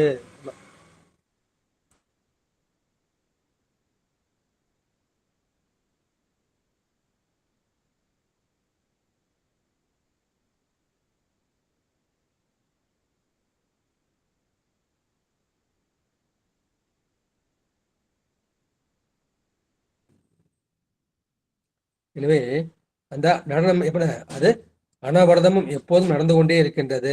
அந்த நடனம் தான் சிவலிங்கம். அதில் விளையக்கூடிய நன்மை எது? அதுல செம்பு பொன்னாக மாறுகின்றது. அந்த நடனத்தை பல வகையா சொல்லியிருக்காங்க. திருமூலர் பல வகையா சொல்லியிருக்காங்க. நம்ம காரைக்கிழமையார் பல வகையா சொல்லியிருக்காங்க. அந்த சாத்திரங்கள் பல வகையா சொல்கின்றது. அதை எப்படி இருக்கின்றார்கள்னா, இதை 3ஆக திருமூலர் பிடிக்கின்றார். 2 1ன்னு பார்த்தா 2 1 3. அது அருள் நடனம், அழிவு நடனம், சந்தர்ப்ப நடனம் என்று சொல்லியிருக்கின்றார்கள். அதை வச்சு அந்த உருவத் திருமேனி, அந்த உருவத் திருமேனி என்ன செய்யுது? அருவுருவத் திருமேனியாக இந்த சதாசிவத்துல போய் அது ஒடுங்குது. எனவே அந்த அருவத் திருமேனியாகிய சிவலிங்கமாக இருக்கின்றது. அதன் பயன் என்ன? இந்த ஆன்மாக்களை அனாதியே பற்றி நின்ற அந்த ஆணவமாகிய செம்பை பற்றியுள்ள அந்த களிம்பு நீங்குகின்றது. சிவஞானம் சேர்கின்றது. அது பொன்னாக மாறுகின்றது என்ற கருத்தை இந்த பாட்டில் சொன்னாங்க. இதே இந்த செம்பை என்ன செய்வாங்க? இந்த ரசகுலிகைன்னு வச்சு தேய்ப்பாங்க. அதை தேய்ச்சோம்னா என்ன செய்யும்? அந்த மலம் நீங்கி அது பொன் போல ஒளிரும். அது போல அந்த ஆச்சாரியர் என்ன செய்கின்றார்? தன்னுடைய உபதேசமாகிய அந்த ரசகுலிகையினால இந்த மலத்தை நீக்கம் செய்து இந்த ஆன்மாவை பொன்னாக சிவமாக மாற்றுகின்றார். சித்த மலம் மறுத்து சிவமாக்கி இணையாண்ட என்று நம்முடைய மாணிக்க சொல்வதுதான் இந்த பாட்டில் சொல்லப்பட்டிருக்கின்றது. அடுத்து இந்த சிவநடனம் என்ன செய்யும்? அது ஒண்ணு நமக்கு இன்பத்தை கொடுக்கும். இரண்டாவது துன்பத்தை கொடுக்கும். துன்பம் தருவது எது? அது மறைத்தலை செய்கின்ற அந்த நாம என்ற எழுத்தை முதலாக கொண்ட அந்த நமச்சிவாய வடிவத்தை கொள்ளும். அதை இன்பத்தை கொடுப்பது என்ன செய்யும்? அது சிவாய நம என்ற எழுத்தை அது வடிவமாக கொள்ளும். எனவே அதனால் விளைகின்ற நலம் என்ன? நலம் இந்த செம்பு பொன் ஆகும். எனவே இந்த நடனம் தனி நடனம், ஒப்பற்ற நடனம் என்ற கருத்தை இந்த 19வது பாட்டில் சொல்லியிருக்கின்றார்கள். இது உண்மை விளக்கத்தில் நீங்க போகணும் அப்படின்னா அந்த 33வது 34வது பாட்டை நீங்க பாத்துங்க. ஆடும்படி கேள்னுட்டு அந்த 33வது பாட்டு சொல்லியிருப்பாரு. அப்புறம் 34வது பாட்டுல சேர்க்கும் துடி சிகரம் என்ற அந்த பாட்டுல நீங்க எடுத்து பார்த்துக்கங்க. இது அந்த மந்திரம் தான் பெருமானுக்கு லிங்கமாக வடிவமாக இருக்கின்றது. அது நாம் கோயிலில் வழிபடும் போது அது சதாசிவ மூர்த்தியாக இருக்கின்றது என்ற கருத்தை சொல்லியிருக்காரு. அடுத்து 20வது திருப்பாட்டு. செம்பு பொன்னாகும் சிவாய நம எண்ணில் செம்பு பொன்னாக திரண்டது சிற்பரம். செம்பு பொன்னாகும் ஸ்ரீயும் கிரியும் என செம்பு பொன்னான திரு அம்பலமே. செம்பு பொன்னாகும் சிவாய நம என்ன? சிவாய நம என்ற அந்த பஞ்சாக்கரத்தை, அந்த சூக்கும பஞ்சாக்கரத்தை நீ எண்ணில் அதை ஓதினால், மனதால் தியானித்தால் செம்பு பொன்னாகும். செம்பு போன்ற களிம்பு பிடித்த இந்த ஆன்மா, ஆணவ மலம் பிடித்த இந்த ஆன்மா பொன்னாகும். அது சிவமாக மாறும். செம்பு பொன்னாக திரண்டது சிற்பரம். அந்த செம்பு பொன்னாக மாறக்கூடியதான் அந்த சிற்பரம் என்கின்ற அந்த திருச்சிற்றம்பலம். அங்கு செம்பு பொன்னாகும் ஸ்ரீயும் கிரியும். இந்த வடமொழித்துல ஐம் ஹ்ரீம் ஸ்ரீம்னு சொல்லுவாங்க. அதில் ஸ்ரீம் ஹ்ரீம் என்ற 2 எழுத்து எழுதுகிறார். அந்த ஸ்ரீம் ஹ்ரீம் என்று சொல்ல சொல்ல என்ன செய்யும்? அது செம்பு பொன்னாக மாறும். செம்பு பொன்னான திருவம்பலமே. அந்த செம்பு பொன்னாக மாறிடுச்சு அப்படின்னா அங்க இது திரு அம்பலமாக மாறிவிடும். பெருமான் ஆடக்கூடிய அந்த அருள்வெளியாக அம்பலமாக மாறிவிடும். நம்ம என்ன செய்யணும்? ஆணவமலம் நீங்கணும், சிவஞானத்தை பெற வேண்டும். அதை சிவஞானம் முற்றி திளைக்கின்ற நிலைதான் அதை சிற்பரம் என்று சொன்னது. செம்பு பொன்னாக திரண்டது சிற்பரம். ஆணவமலம் நீங்கி சிவஞானம் பெற்று அதில் திளைத்து முற்றிய நிலைதான் சிற்பரம். அதுல ஸ்ரீம் ஹ்ரீம், இந்த ஸ்ரீம் ஹ்ரீம்ங்கிறது சக்தி பீஜாட்சரம். ஸ்ரீம் ஹ்ரீம் என்கின்ற அந்த சக்தி பேதங்களை நீங்கள் ஜெபித்தாலும், ஐம் ஹ்ரீம் ஸ்ரீம் இல்லை ஹ்ரீம் ஸ்ரீம் இல்லை ஸ்ரீம் ஹ்ரீம் என்று நீங்கள் ஜெபித்தாலும் ஆணவம் ஒடுங்கும். ஆணவம் ஒடுங்கி அப்ப என்ன ஆகும்? அது அறிவு ஒளி பெறும், ஆன்ம அறிவு ஒளி பெறும். அதுவே திரு அம்பலமாகிய சிவபெருமான் ஆடக்கூடிய அந்த இடம். எனவே இந்த மந்திரத்தை ஜெபித்தாலும் என்ன பயன்? அது செம்பு பொன்னாக மாறுகின்றது, ஆன்மா சிவனாக மாறுகின்றது. இது அதிசய பயன், அற்புத பயன். இந்த பயன் உங்களுக்கு எப்படி கிடைக்கும்? அது சிவாய நம என்று ஓதினால். சிவாய நம என்று நீரணிந்தேன், இந்த அப்பர் பெருமான் பாடுவார் இல்லையா? நானையோ தவம் செய்தேன் சிவாய நம என பெற்றேன். எனவே இந்த சிவாய நம ஓதினால்தான் செம்பு பொன்னாகும். அது என்ன செய்யும்? அந்த பயன் உயிர்களுக்கு கிடைக்க வேண்டும் என்றுதான் பெருமான் இந்த மந்திர வடிவத்தை பெற்றுக் கொண்டிருக்கின்றான். அத அவன் ஸ்ரீம் ஹிரீம் என்கின்ற அந்த அம்பாள் மந்திரத்தையும் அவன் ஏற்றுக்கொள்வான். அப்போ சிம்பன் செய்யும், அப்ப அந்த செம்பன் பொன்னம்பலமாக மாறும். அந்த பொன்னம்பலாகிய அந்த திருவம்பலத்தில் அந்த சக்தியின் எழுத்தாகிய ஸ்ரீம் ஹிரீம் அவற்றை ஓதினாலும் உங்களுக்கு சிவாய நம ஓதிய அந்த பலன் கிடைக்கும். அதான் என்ன செய்வாங்க, சில பேர் அந்த பீஜாச்சரம் சேர்ப்பான்னு சொல்லுவாங்க இல்லையா? 3 பீஜாச்சரம் சொல்லுவாங்க இல்லையா? அந்த 3 பீஜாச்சல அந்த ஸ்ரீமும் உண்டு, ஹ்ரீமும் உண்டு. இன்னொரு பீஜாச்சரம் அது குரு மூலமாக தெரிஞ்சுக்க வேணும். அந்த அம்பாள் பீஜமாகி அந்த பீஜத்தையும் சேர்த்து உங்களுக்கு சபீஜ மந்திரமாக குருநாதர் உங்களுக்கு கொடுத்தாலும் கொடுப்பார். உங்களுடைய பக்குவம் எப்படி இருக்குன்னு பார்த்து அதுக்கு தகுந்த மாதிரி கொடுப்பார் என்ற கருத்தை இந்த பாட்டில் சொல்லியிருக்கின்றார்கள். அடுத்து 21வது திருப்பாட்டு. திரு அம்பலமாக சீர் சக்கரத்தை திரு அம்பலமாக ஈராறு கீரி திரு அம்பலமாக 25 திரு அம்பலமாக ஜெபிக்கின்றவாரே. இதுல ஒரு சக்கரத்தை பத்தி சொல்ற. திரு அம்பல சக்கரம் என்று அந்த திரு அம்பலமாக விளங்கும் அந்த சக்கரத்தை, என்ன சீர் சக்கரத்தை, அதை திருவும் அழகும் வன்மையும் மேன்மேலும் பெருக நம்ம என்ன செய்யணும்? 6 கோடு போடணும். உங்க புக்கில் இந்த இது இருக்கான்னு தெரியல, தெரியுதுன்னு பாருங்க. இந்த மாதிரி 6 கோடு, இப்படி 6 கோடு, படுக்கவாட்டில் நெடுக்கவாட்டில் 6 கோடு தெரியும் நினைக்கிறேன், பார்த்தாங்க. அந்த மாதிரி 6 கோடு போட்டோம்னா 6 கோட்டில் 5 கட்டம் இருக்கும். முதல் கட்டத்துல சிவய நம, அடுத்துல வ வா சி ய நம, வா சி ய நம. அது மாதிரி ஒன்று ஒன்றா அப்படி மாறி மாறி 25 வரும். இதுவே இங்கே வந்தாலும் சிவயனமான வரும், இப்படி வந்தாலும் சிவயனமான வரும். இது திரு அம்பல சக்கரம் என்கின்ற அந்த சக்கரம். எனவே இது 6 கோடுகளை நெடுக்கும் குறுக்குமாக கீறினால் அதில் 25 கட்டம் வரும். அந்த 25 அறைகளாக மாற்றி அதில் நீங்கள் திருவந்திரத்தை ஜெபிக்க. ஐயா இந்த கட்டம் தானங்கய்யா, இந்த கட்டம் தானங்கய்யா வரும். கட்டம் 5 வருமா, கோடு 6 வரும். 6 கோடு போட்டோம்னா 5 கட்டம் வரும். அது 5 5 25 கட்டமா மாறும். இந்த புக்கில் போட்டுப்பாங்க. முடிஞ்ச நான் போட்டோ எடுத்து உங்க குரூப்ல போட்டு விடுறேன். சில பேர் புக்கில் இருக்கும், சில பேர் புக்கில் இருக்காது. எனவே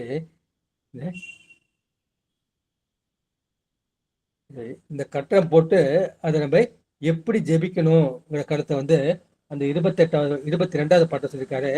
அதை சொல்லி இன்றைய திருமண சிந்தனை நம்ம நேசலாம். வாரே சிவாய நம சிவாய நம, வாரே செபிக்கில் வரும் பேர் பிறப்பில்லை, வாரே அருளால் வளர்க்கூத்து காணலாம், வாரே செபிக்கில் வரும் செம்பு பொன்னே. இதை ஜெபிக்கின்ற முறையை சொல்லியிருக்கின்றார்கள். ஏன்னா இப்ப நீங்க வந்து எப்படி இந்த வாட்டில் போட்டாலும் எப்படி வருது, இது சிவய நம என்று வருகின்றது. அப்புறம் இந்த இடத்துல எப்படி போட்டாலும் சிவய நமன்னு தான் வரும். இப்போ இந்த வாட்டில் படுக்க வாட்டில் போட்டாலும் சரி, நெடுக்கு வாட்டில் போட்டாலும் சரி, அது சிவய நமன்னு தான் வரும். எனவே ஜெபிக்கும் முறை என்றால் அதை சிவாய நம என்ன நீங்க ஜெபித்தால் வரும் பேர் பிறப்பில்லை. அப்படின்னா என்ன செய்ய, உனக்கு இனிமே பிறப்பு வந்து அற்று போய்விடும். நீ வந்து என்ன செய்ய, மறுபடியும் பிறக்க மாட்டாய். வாரே அருளால் வளர்க்கூத்து காணலாம். அந்த மாதிரி சிவாய நம ஜெயிச்சுட்டா உனக்கு அருளால் வளர்க்கூத்து, இந்த ஆன்மாவுக்கு வந்து அனுபவ வளர்ச்சியை கொடுக்கக்கூடிய அந்த கூத்தை நீ வந்து காணலாம். காண்பது என்பது தரிசிப்பது. எனவே அந்த சிவநடனத்தை நீ வந்து தரிசிக்கலாம். அது வாரே ஜெபிக்கில் வரும் செம்பு பொன்னே. அந்த மாதிரி நீங்க வந்து ஜெபிச்சா என்ன செய்யறது, அந்த செப்பு பாத்திரத்தை கழும்பு பற்றி இருக்கு. இந்த செப்பு பாத்திரமாகி அந்த ஆன்மாவை ஆணவமலம் என்ற களிம்பு வந்து பற்றி இருக்கின்றது. அப்ப என்ன வரும் செம்பு பொன்னே, இந்த செம்பை பற்றியுள்ள கழும்பு நீங்கும். அப்ப இந்த செம்பு வந்து பொன்னாக திகழும். அது வந்து உனக்கு ரசவாதம் வந்துவிடும். எனவே இந்த பாட்டில் வந்து நீங்க சிவாய நம என்று நீங்கள் ஜெபித்து கொள்ள வேண்டும். அந்த மாதிரி சொன்னா அது பேர் பிறப்பு வரும், பேர் பிறப்பில்லை. நான் ஏற்கனவே இந்த சுந்தர பெருமான் பாட்டு சொன்னேன் இல்லையா, 5 பேர் அறிவும். அந்த பேருங்கிறது பெயர்த்துன்னு சொன்னேன். இந்த அறிவு வந்து என்ன செய்யற, இந்த 5 பொறிகளை பெயர்ந்து சொல்லுகின்றே இருக்கிறது. அந்த 5 பொறியில மூல போறதை வந்து இந்த ஒரு பொறிக்குள்ள வந்து ஒடுக்கிட்டார். பேர் பிறப்புனா அது பெயர்ந்து மாறி வருகின்ற அந்த பிறப்பு. இந்த ஜென்மத்தில் நான் மனுஷனா பிறந்திருக்கேன், அடுத்த பிள்ளை வந்து நான் நாயா பிறக்கலாம், பண்ணியா பிறக்கலாம். அந்த மாதிரி பெயர்ந்து மாறி வருகின்ற பிறப்பு. ஏன் வளர்க்கூத்துன்னு சொன்னாரு, ஏன்னா இது ஆனந்த அனுபவத்தை வளர்க்கின்ற கூத்து. நேற்று இருக்கிற ஆனந்தத்தோட இன்னைக்கு ஆனந்தம் அதிகமா வளர்ந்து கொண்டே போகும். இந்த ஆனந்த நடனம் அது என்ன செய்யறது, அது எங்க நடக்குது, அது சிற்சபையில நடக்குது. சிற்சபைங்கிறது இந்த புருவ நடு, இந்த ஆக்யா சக்கரம். இந்த ஆக்யா சக்கரத்துல நீங்க என்ன பண்ணலாம், அது வளர்க்கூத்தாகி அந்த ஆனந்த தாண்டவத்தை நீங்கள் வந்து தரிசிக்கலாம் என்று சொல்லியிருக்கின்றார்கள். எனவே போன பாட்டில் நம்ம பார்த்தோம், நம்ம என்ன பண்ணோம், படுக்க வாட்டில் 6 கோட்டு, நெடுக்க வாட்டில் 6 கோட்டு போடுறோம். 6 கோட்டம்னா இது வந்து மொத்தம் 25 அறைகள் அல்லது 25 கட்டங்கள் வரும். அந்த மேலே உள்ள கட்டத்தில் வந்து சிவய நம எழுதுறோம். இந்த மாதிரி இந்த கட்டத்தில் சிவய நமங்கிறோம். மற்றெல்லாம் என்ன சொல்றோம், அந்த 2வது எழுத்து 3வது எழுத்து மாறி வந்து வரும். இப்போ என்ன சொல்றோம், 2வது கட்டம் வந்து வ சிய நம. இந்த சிவய நமது வா வரும், அப்புறம் சி வரும், ஏ நமன்னு வரும். அப்புறம் 3வது கட்டத்தில் வந்து என்ன வரும், அப்புறம் இந்த யானா இருக்கு இல்லையா, அந்த யா வரும். அப்புறம் ய வ சி நம. பார்த்தீங்கன்னா இந்த 3 கட்டத்துக்கு கடைசி நமன்னு முடியும். அப்புறம் இந்த 4வது கட்டம் வருது. 4வது இங்க நகாரம் இருக்கு. அப்ப ந ய வ சிம அப்படின்னு வரும். அப்புறம் 5வது கட்டம் இருக்கு, அது கடைசியா மானு முடியும் இல்லையா, அந்த மா வந்து ம ந ய வ சி. இதெல்லாம் வந்து இந்த பஞ்சாக்கரத்தோட பேதம். இது வந்து அகத்திய பெருமானம் இன்னும் 81 வகையா வந்து கொடுத்திருக்காரு. இங்க திருமல பெருமானம் வந்து 25 வகையாக வந்து கொடுத்திருக்கின்றார். அது நீங்க எளிதாக ஜெபிக்கக்கூடியது இந்த சிவய நம. இந்த சிவய நம, இங்க சிவய நம, என்ன அந்த 2 இருக்குங்க இல்லையா, இதை நீங்க ஜெபிச்சுக்கிட்டே இருந்தா என்ன ஆகும் அப்படின்னா, நீங்க இது உங்களுக்கு மறுபடியும் பிறப்பு கிடைக்காது, இறைவன் அருள் கிடைக்கும். அந்த அருளால் வந்து நீங்க ஆனந்த நடனத்தை தரிசிப்பீங்க. அப்ப ஆன்மா வந்து வளர்ச்சி அடையும். ஆன்மா வளர்ச்சி அடைஞ்சு ஆணவ மலத்திலேருந்து நீங்கும். ஆணவ மலம் நீங்கி எனக்கு என்ன அந்த அறிவொளி பெற்று செம்பு வந்து பொன்னாகும். பெருமான் வந்து ரசவாதம் செய்து விடுவார். இந்த தகரத்தை வந்து தங்கமாக மாற்றி விடுவார். இந்த செம்பை வந்து பொன்னாக மாற்றி விடுவார். இந்த ஆன்மா என்ன செய்யும், அது சித்தமலம் எடுத்து அது என்ன செய்யும், சிவனாக மாறிவிடும். அப்போது உங்களுக்கு பெருமான் வந்து இந்த இடத்துல வந்து நீங்க என்ன செய்யாது, நீங்க பார்த்துக்கிட்டே இருக்கலாம். ஆனா இந்த மந்திரத்தை வந்து நீங்க என்ன செய்யறாரு, யாருக்கும் சொல்லக்கூடாது. இது உங்களுக்கு கிடைச்சிருக்கு அப்படின்னா வந்து அடுத்த பாட்டில் வந்து சொல்லுவார், பொன்னான மந்திரம் புகழ ஒண்ணாது. நீ வந்து உனக்கு பயன்படுத்திக்கலாம், உனக்கு குரு கொடுத்தா நீ பயன்படுத்திக்கலாம். நீ மறுபடியும் நீ குருவா மாறினாதான் அடுத்தவங்களுக்கு சொல்லாம ஒழிய இதை நீங்க வந்து யாருக்கும் வந்து சொல்லக்கூடாது என்ற கருத்தை சொல்லி இன்றைய திருமந்திர சிந்தனையை நிறைவு செய்கின்றேன். வாழ்க அந்தனர் வானவராணினம் வீழ்க தன் போனல் வேந்தனும் ஓங்குக ஆள்க தீயதெல்லாம் மரணாமமே சூழ்க வையகமும் துயர்த்திடுகவே. வான்மிகில் வளாது பெய்க மலிவளம் சிறக்க மன்னன் கோன்முறை அரசு செய்க குறைவிலாது உயிர்கள் வாழ்க. நான்மறை அறங்கள் ஓங்க நட்டமும் வேள்வி மல்க. மேன்மகள் செய்வ நீதி விளங்குக உலகமெல்லாம். மேன்மகள் செய்வ நீதி விளங்குக உலகமெல்லாம். மேன்மகள் செய்வ நீதி விளங்குக உலகமெல்லாம். ஆறிரு தடந்தோள் வாழ்க அறுமுகம் வாழ்க வெற்பை கூறு செய்த நிவேல் வாழ்க கொக்குடம் வாழ்க செவ்வேல் ஏரிய மங்கை வாழ்க யானை தனனங்கு வாழ்க மாறிலா வள்ளி வாழ்க வாழ்க சீர் அடியார் எல்லாம். பொன்முடி அம்மா வந்து ஒன்று காமிக்கிறாங்க. அது வந்து இந்த திருவம்பல சக்கரத்துக்கு நடுவில் வந்து அதை போடுறது. அது சுற்றி வந்து 5 கோடு வந்து வரும். அதுவும் வந்து ஒரு முறை. அது பிற்பாடு வந்து இந்த எந்திர பகுதியில் வந்து நம்ம வந்து பார்க்க போகிறோம். அதே அம்மா முடிஞ்சா நீங்கள் வந்து நம்ம குரூப்பில் போட்டு விடுங்கம்மா. சரிங்க அதான் நீங்க காமிச்சிங்களா, அதுவும் இதுவும் ஒண்ணுதுனாங்களையா? அந்த நடுவில் உள்ளது மட்டும் ஒண்ணுமா. நடுவில் நடுவுல இருக்குல்ல, நடுவில் அந்த சக்கர சதுரம் இருக்குல்ல, அந்த அந்த சதுரம் மட்டும் ஒண்ணு. இது அதை சுத்தி வந்து நம்ம வட்ட வட்டமா 5 வட்டம் வந்து வரையும். அது அதுலயே நிறைய பீஜாச்சாரம் வரும். முதல்ல சிம்பிளா இதை மட்டும் புரிஞ்சுக்கோங்க. வந்து இதை கொடுத்துருக்காரு. சரிங்க. நடுப்பகுதியில சதுரம் மட்டும்தான் இதை சொல்லியிருக்காங்க. அதை சுத்தி வந்து 5 கோடு வரும். அந்த 5 கோடு நிறைய வந்து வடமொழி எழுத்து இருக்குங்கய்யா, ஹா சோ அந்த மாதிரி இருக்குங்க. இல்ல எல்லாமே வடமொழியில தான் வரும். நம்ம தமிழ்ல புரிஞ்சுக்கணும். திரும்ப நம்ம கொடுத்துருக்காரு. அதுல வந்து கம்மு சம்முலாம் கிடையாது. வடமொழியில தான் அது வரும். அது தமிழ் மொழியில வந்து சித்தர்கள் வந்து கொடுப்பாங்க. நமக்கு சித்தர்கள் வந்து கொடுப்பாங்க. நமக்கு வந்து வடமொழி அதான் 51 அச்சரங்கள் மாத்திருகா அச்சரங்கள்னு வருது. அது உண்மை விளக்கத்துல பாக்குறாங்க. பெருமாள் சுத்தி திருவாசி இருக்கும் இல்லையா, இந்த திருவாசியில வந்து 51 அச்சரம் இருக்கும். அதான் இந்த ஒரு எழுத்து என்ன செய்யுது, 2 எழுத்தா மாறுது. 2 எழுத்து வந்து 5 எழுத்தா மாறுது. 5 எழுத்து வந்து 51 எழுத்தா மாறுது. எல்லாமே அஜபைக்குள்ள அடக்கங்கிறதா இங்க பெருமாள் சொல்லக்கூடிய அந்த கருத்து. அடியார் பெருமக்கள் தங்கள் கருத்துக்களை பதிவு செய்யலாம், ஐயங்களை கேட்கலாம், இல்ல வந்து நிறைவு செய்து விடலாம்.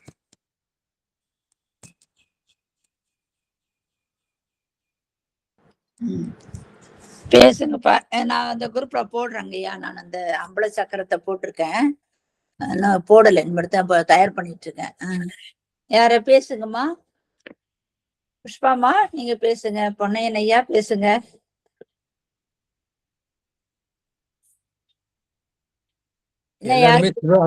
சிவ அனுபவத்துல அழுந்து போயிட்டாங்க. அந்த ஆனந்தத்தை அனுபவிச்சிருக்காங்க. அதான் வந்து அவங்களால வாய் விட்டு பேச முடியல. அந்த மாதிரி தான் எடுத்துக்கணும். பெரிய ஒரு அற்புதத்தை கொடுக்குது இல்லையா? அது பெரிய அற்புதம், பெரிய ஆனந்தத்தை வந்து கேட்கிறப்பயே கொடுக்குது, படிக்கிறப்பயே கொடுக்குது, சொல்றப்பயே கொடுக்குதுன்னா அதை அனுபவிச்சா எப்படி இருக்குன்னு பாருங்க. அப்படி நம்ம வந்து இப்ப பேசுறோம், கேட்கிறோம், அது கேட்கிறப்பயே மனசு வந்து ஒரு நல்ல ஒரு நிலைக்கு போயிடுது இல்லையா? எனக்கு போச்சு, உங்களுக்கு எத்தனை பேருக்கு போச்சுன்னு எனக்கு தெரியல. அது நீங்க சொல்ற விதமே வேற மாதிரி இருக்குங்க. அதனாலதான் ஆழ்ந்துடுறாங்க. அது என்ன இது வரீங்க சொல்ற விதமே வேற மாதிரி இருக்கு இல்லையா?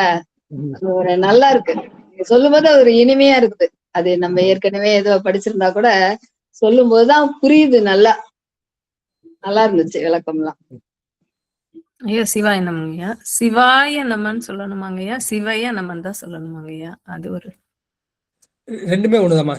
சிவாய நமனும் சொல்லலாம், சிவாய நமனும் சொல்லலாம். ரெண்டுக்கும் வந்து வித்தியாசம் இல்லை. Okay okay. இது இப்ப இந்த கட்டம் சொல்றீங்க இல்லைங்கய்யா, அது வந்து நம்ம எழுதணுமா இல்ல அதை வந்து லைனா நம்ம சொல்லி பார்க்கணுமா இல்லையா? நீங்க சிவாய நமன்னு சொல்லணுங்கிறதுக்காகமா சொல்லுங்க. வந்து 25 கட்டம் இருக்கு. அதுல மேல முதல் கட்டம் இந்த வாட்டில போகுதுல, இதுலயே வந்து சிவாய நம தான் வருது. ஆமா, இந்த இடத்துல சிவாய நம தான் வருது. இது சொன்னாலே உங்களுக்கு போதும். இதை மீறி உங்களுக்கு இன்னும் நிறைய வேணும் அப்படின்னா என்ன பண்ணும், அந்த மந்திர ஆன்மாவா மாறினா அதை மாத்தி மாத்தி சொல்லிக்கிட்டே இருக்கணும். சிவாய நம அப்படிங்கறது அடுத்த வரல போய் என்ன செய்யும், அது அடுத்தது வரும்போது வய நமசி தானங்க வரணும். அது வந்து இது அகத்தியர் முறைமா. இவர் என்ன பண்றாரு, இந்த வாவை எடுத்துட்டு வாக்கு இந்த சி எடுத்துக்கிறார். ஓகே, பேக்வர்ட்ல வரணுமாங்க. நான் வந்து எழுதினது நீங்க சொன்னது பிரகாரம் சிவாய நம எழுதினேன். அந்த குரூப்ல போட்டிருக்கேன் பாருங்க. சிவாய நம மசிவாயன மசிவாயன நமசிவாய ய நம சிவா ய நம சிவா வா ய நம சி அப்படின்னு போட்டு திரு அம்பல சக்கரம் நான் நெட்ல போட்டு பார்த்தேன். அது வந்திருக்க பாருங்க. சிவாய நம மசிவாயன நம சிவாய யன மசிவா வாய நமசி அப்படின்னு போட்டு அழகா போட்டிருக்காங்க. அம்பல சக்கரம்னா இப்படிதான் இருக்கும் அப்படின்னு. இது 6 கோடு ஐயா சொல்லி இப்பதான் நான் கவனிச்சேன். போன ஒரு படம் 6 கோடு இந்த பக்கம் 6 கோடு அது போட்டுக்கிட்டேன் போட்டு அந்த அம்பல சக்கரத்தை எழுதுவாங்க. இது ஒரு யந்திரமா இருக்குதுங்கம்மா. அந்த யந்திரத்தை வச்சு வீட்டுல வழிபாடு பண்ணுவாங்க. எங்கிட்ட ரொம்ப சின்னதா இருக்கு. எங்கிட்ட ரொம்ப சின்னதா இருக்கும். நம்ம ஆனந்தியா கூட சொல்லியிருக்காரு, இந்த மந்திரத்தை நான் சிவாய நம சிவாயன அப்படின்னு நீங்க சொல்லி பழக்கப்படுத்துங்க அப்படிம்பாரு. ஆனா நமக்கு சிவாய நம தவிர வேற எதுவும் வரமாட்டேங்குது வாயில. அவ்வளவுதான். அற்புதங்கய்யா. இன்னைக்கு போடணுமா வே போடணுமா அப்படிங்கறதுதான் எனக்கு ஒரு சந்தேகமா. நான் அனுப்பிச்சிருக்கேன் பாருங்க, அப்படியே எடுத்து நீங்க எடுத்துங்க. ரொம்ப நன்றிங்க, ரொம்ப நல்லா இருந்ததுங்க. ரொம்ப நன்றிங்க. சிவாய நம. விமலா தேவி பேசுறேம்மா. விமலா தேவி அம்மா பேசுங்க. ஐயா திருவடி வணக்கங்க ஐயா. அம்மா திருவடி வணக்கங்கம்மா. அனைத்து அடியா திருவடிகளையும் வணங்கிக்கிறேங்க ஐயா. ஜோதி டிவியில சிவைய நமய நம சிவம சிவய நவய நம சிவம சிவய ஓம் அப்படின்னு வருங்க ஐயா. அது ரைட்டுங்களா இல்ல இப்ப நீங்க சொல்றது ரைட்டுங்களா? இதுல மந்திர பேதங்கள் நிறைய இருக்குமா. ஒண்ணு ஒரு குரு பரம்பரை வருது. அவங்க ஜோதி டிவியில போடுறது அகத்திய சித்தர் சொன்னாங்க இல்லையா, அந்த பரம்பரையில வருது. இது போகர் சித்தர் வேற மாதிரி சொல்லியிருப்பாரு, கொங்கனர் வேற மாதிரி சொல்லியிருப்பாரு, குதம்பை சித்தர் வேற மாதிரி சொல்லியிருப்பாரு. எல்லாருமே இந்த 5 எழுத்தை பயன்படுத்திருப்பாங்க. அவங்க ஒரு சிஷ்ய பரம்பரை உருவாக்குறாங்க. இப்ப நீங்க பார்க்க போனீங்க அப்படின்னா நீங்க என்ன பண்றீங்க, இப்ப திருவாரூருக்கு போறீங்க. திருவாரூர் போனா உங்களுக்கு மூல மந்திரம் கொடுப்பாங்க, நமச்சிவாயங்கிற மந்திரம் தான் கொடுப்பாங்க. சரிங்களா? இதே நீங்க தர்மபுரத்துக்கு போனா சிவாய நமங்கிற மந்திரம் தான் கொடுப்பாங்க. சரிங்களா? அவங்க கூட பீஜாச்சரம் சேர்த்து கொடுப்பாங்க. எனவே அந்தந்த மரத்துக்குன்னு ஒரு மரபு இருக்கும். அந்த மாதிரி ஒவ்வொரு சித்தர்களும் ஒரு மரபை உருவாக்கி வைப்பாங்க. இப்ப நம்ம மரபு திருமூலர் மரபு. திருமூலர் மரபு இந்த மாதிரி வழியில வருது. ஜோதி டிவியில் அகத்திய சித்தர் சொன்னது அந்த மாதிரி போடுறாங்க. இது மாதிரி நம்ம தவறு இல்லைங்களா? சொல்லலாம் இல்லைங்களா? தவறு எதுவுமே கிடையாது. நம்ம பாக்குறப்ப எல்லா மந்திரத்தையும் எடுக்கலாம், எல்லா மந்திரம் ஜெபிக்கலாம்னு நமக்கு தோணும். இல்லைங்களா? மனசுல தோணிக்கிட்டே இருக்கும். ஆனா நீங்க என்ன பண்ணுங்க, பிரேமா சொன்ன மாதிரி நமக்கெல்லாம் 60 வயசு 70 வயசு தாண்டிட்டோம். இனிமேல் நம்ம சிவாய நம சிவாய நம சிவாய நம சொல்லிட்டு என்னதான் இந்த செம்பை பொண்ணாக்கிக்கணும். நீங்க சிறு வயசா இருக்கீங்க, 16 வயசு 16 உங்களுக்கு கான்சென்ட்ரேஷன் நிறைய இருக்கும். இந்த மன ஒருமைப்பாட்டுக்காக தான் சிவைய நம நமவசிய அந்த மாதிரி மாத்தி மாத்தி சொல்றது. இந்த மனசு ஒடுங்கிறதுக்காக சொல்றது. இனிமேல் நம்ம போய் பெருமாற்றம் போய் ஒடுங்கணும். இங்க போய் நம்ம மந்திர சித்தி பண்ணி நமக்கு பிரயோஜனம் இல்லை. நம்ம ஆன்மா சுத்தமாகணும். ஆன்ம சுத்திக்காக நம்ம இதை பயன்படுத்துறோம். ஆன்மா ஆணவம் கண்மம் மாயை இந்த 3 மலங்களோடு கிடக்குது. அது நீங்க என்ன சிவாய நம சிவாய நம்ம ஜெயிச்சாலே போதும் உங்களுக்கு. இது கேட்கறப்ப ரொம்ப சந்தோஷமா இருக்கும். இன்னும் பிற்பாடு நவாக்கரை மந்திரம்னு இருக்கு. அதெல்லாம் சொல்றப்ப நன்னனும் ரொம்ப அற்புதமா இருக்கும். இது நீங்க பயிற்சி முறையில ஒரு மண்டலம் 48 நாளைக்கு இல்லை 21 நாளைக்கு வேணா நீங்க பயிற்சி முறையில கொஞ்ச நாள் செய்யலாம்.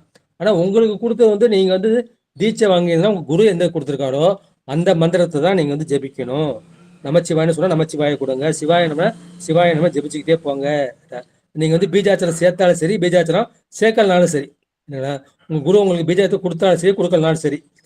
இது மனத்தை ஒடுக்குவதற்கு அழிப்பதற்கு எளிதான வழி இந்த மந்திரம் தான்.